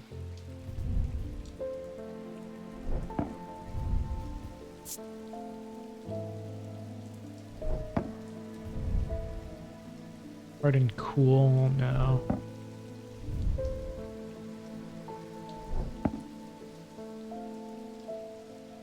What do we have? Let's see. Oh, this one. This one's, is it? Okay. Scythian charm.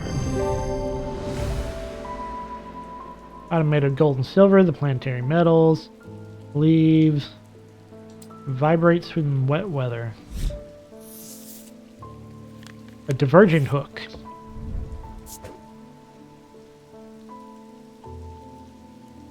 Scythian charm. Helps. I'm just going to keep that neutral because it helps plants. It's a plant thing. For your garden. Oh, I'm just going to put it here. Whatever.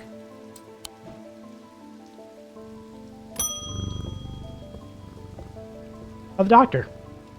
I've been at a loss with these patients. They aren't responding to anything I've tried so far, and I haven't been able to find anything in the literature that fits their symptoms.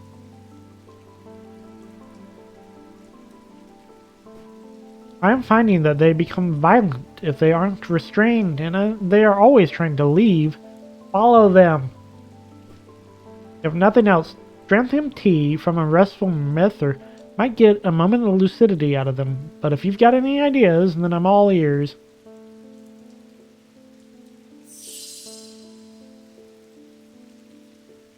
Restful mether.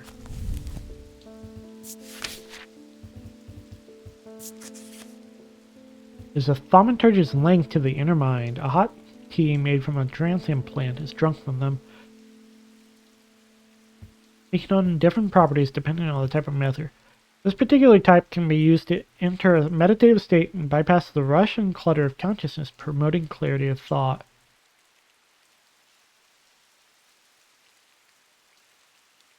That's this thing, right? Looks like this thing.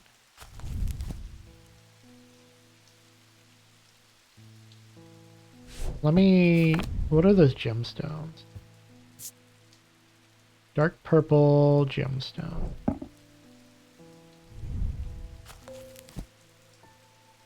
That's regular purple. I need dark purple. Calming stone of peace and safety.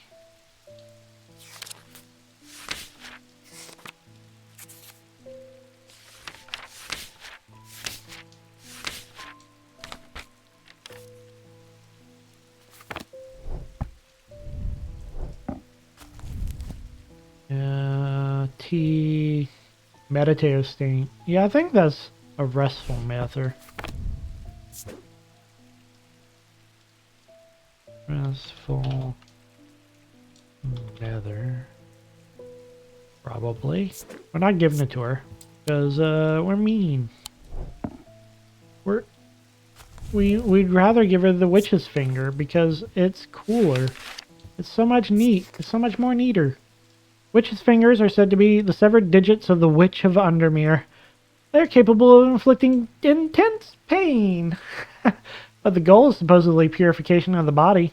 A most unpleasant experience, but a last resort that has cured some and finished off others. High Green Church, home of the witch. Oh yeah, we visited the witch church once. What did they say? Old. The tree is known as the Witch of High Green Church. It has natural powers. While the tree lives, the witch's fingers cut from its limbs are alleged to provide healing through pain. Okay, so it is a tree. Is this tree? It might be this is tree. This is not a...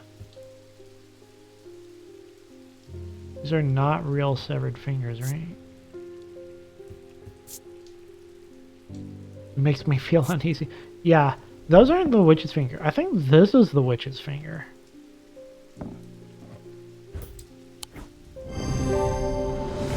Yeah. There's a yew tree. Don't worry, your patients will suffer so much pain that they'll have no choice but to come to consciousness and tell us what the problem is.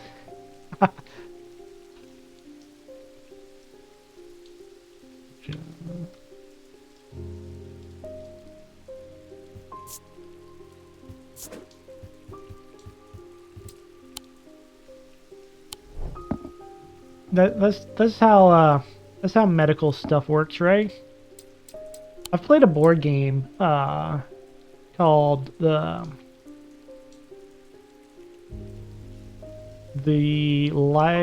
Life of Billy Kerr or something. Life and Death of Billy Kerr. And he's an old dude in a hospital, and you're trying to figure out his story to get him the final palliative care. You know, get in contact with his relatives and stuff. But he's a stubborn old man, and he refuses to cooperate with you.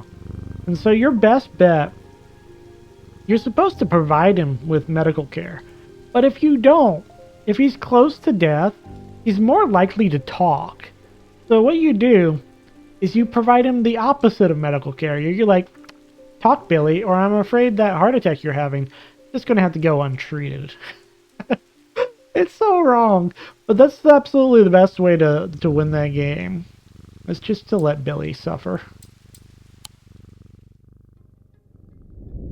He knew what he had to do. Without hesitating, he took hold of his diverging hook and used it to cut away the infected part of his mind before it could spread and consume him entirely.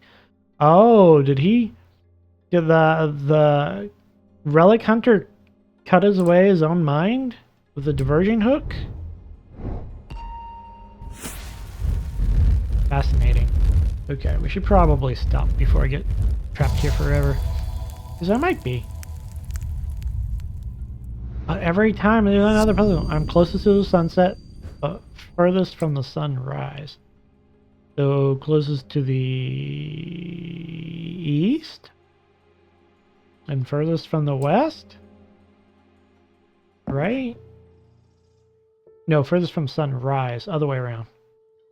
Closest to the west. I'll stop in a second. This thing? No, that's the pit. About this side. Closest to the west would be over here, right? No, that's east. Over here. No, over here, right? East-west there. Should not have come here. No! What?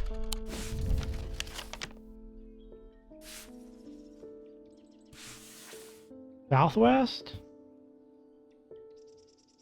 Are we sure it's even in here? It might be here then, right? Jacob's Folly? Sunset is southwest? Really? Not just west? I lied to my whole life.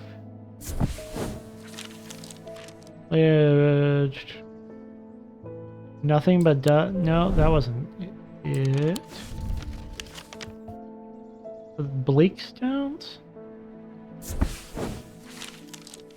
Once home to witchcraft and rituals, now abandoned. There's magic here, I can feel it. Nothing left for me. It's literally the southwest tower. You think it's here? No, no, it's not that. Why are you looking at the town? Well, I clicked the southwest tower. It wasn't. Oh wait, this is north. So, south, west. This one. It'd be this one. Because north is this way. Oh, you got duped.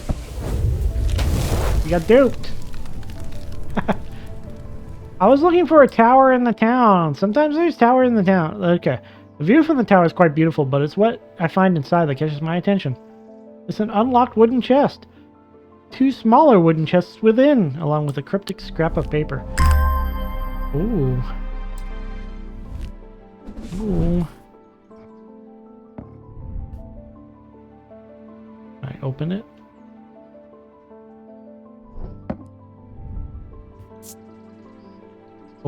Open the box.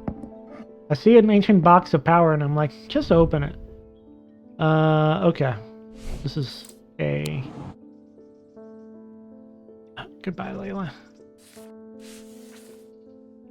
Alright, I need to stop or I'll be caught on puzzle duty forever. Main menu. So loud. Oh.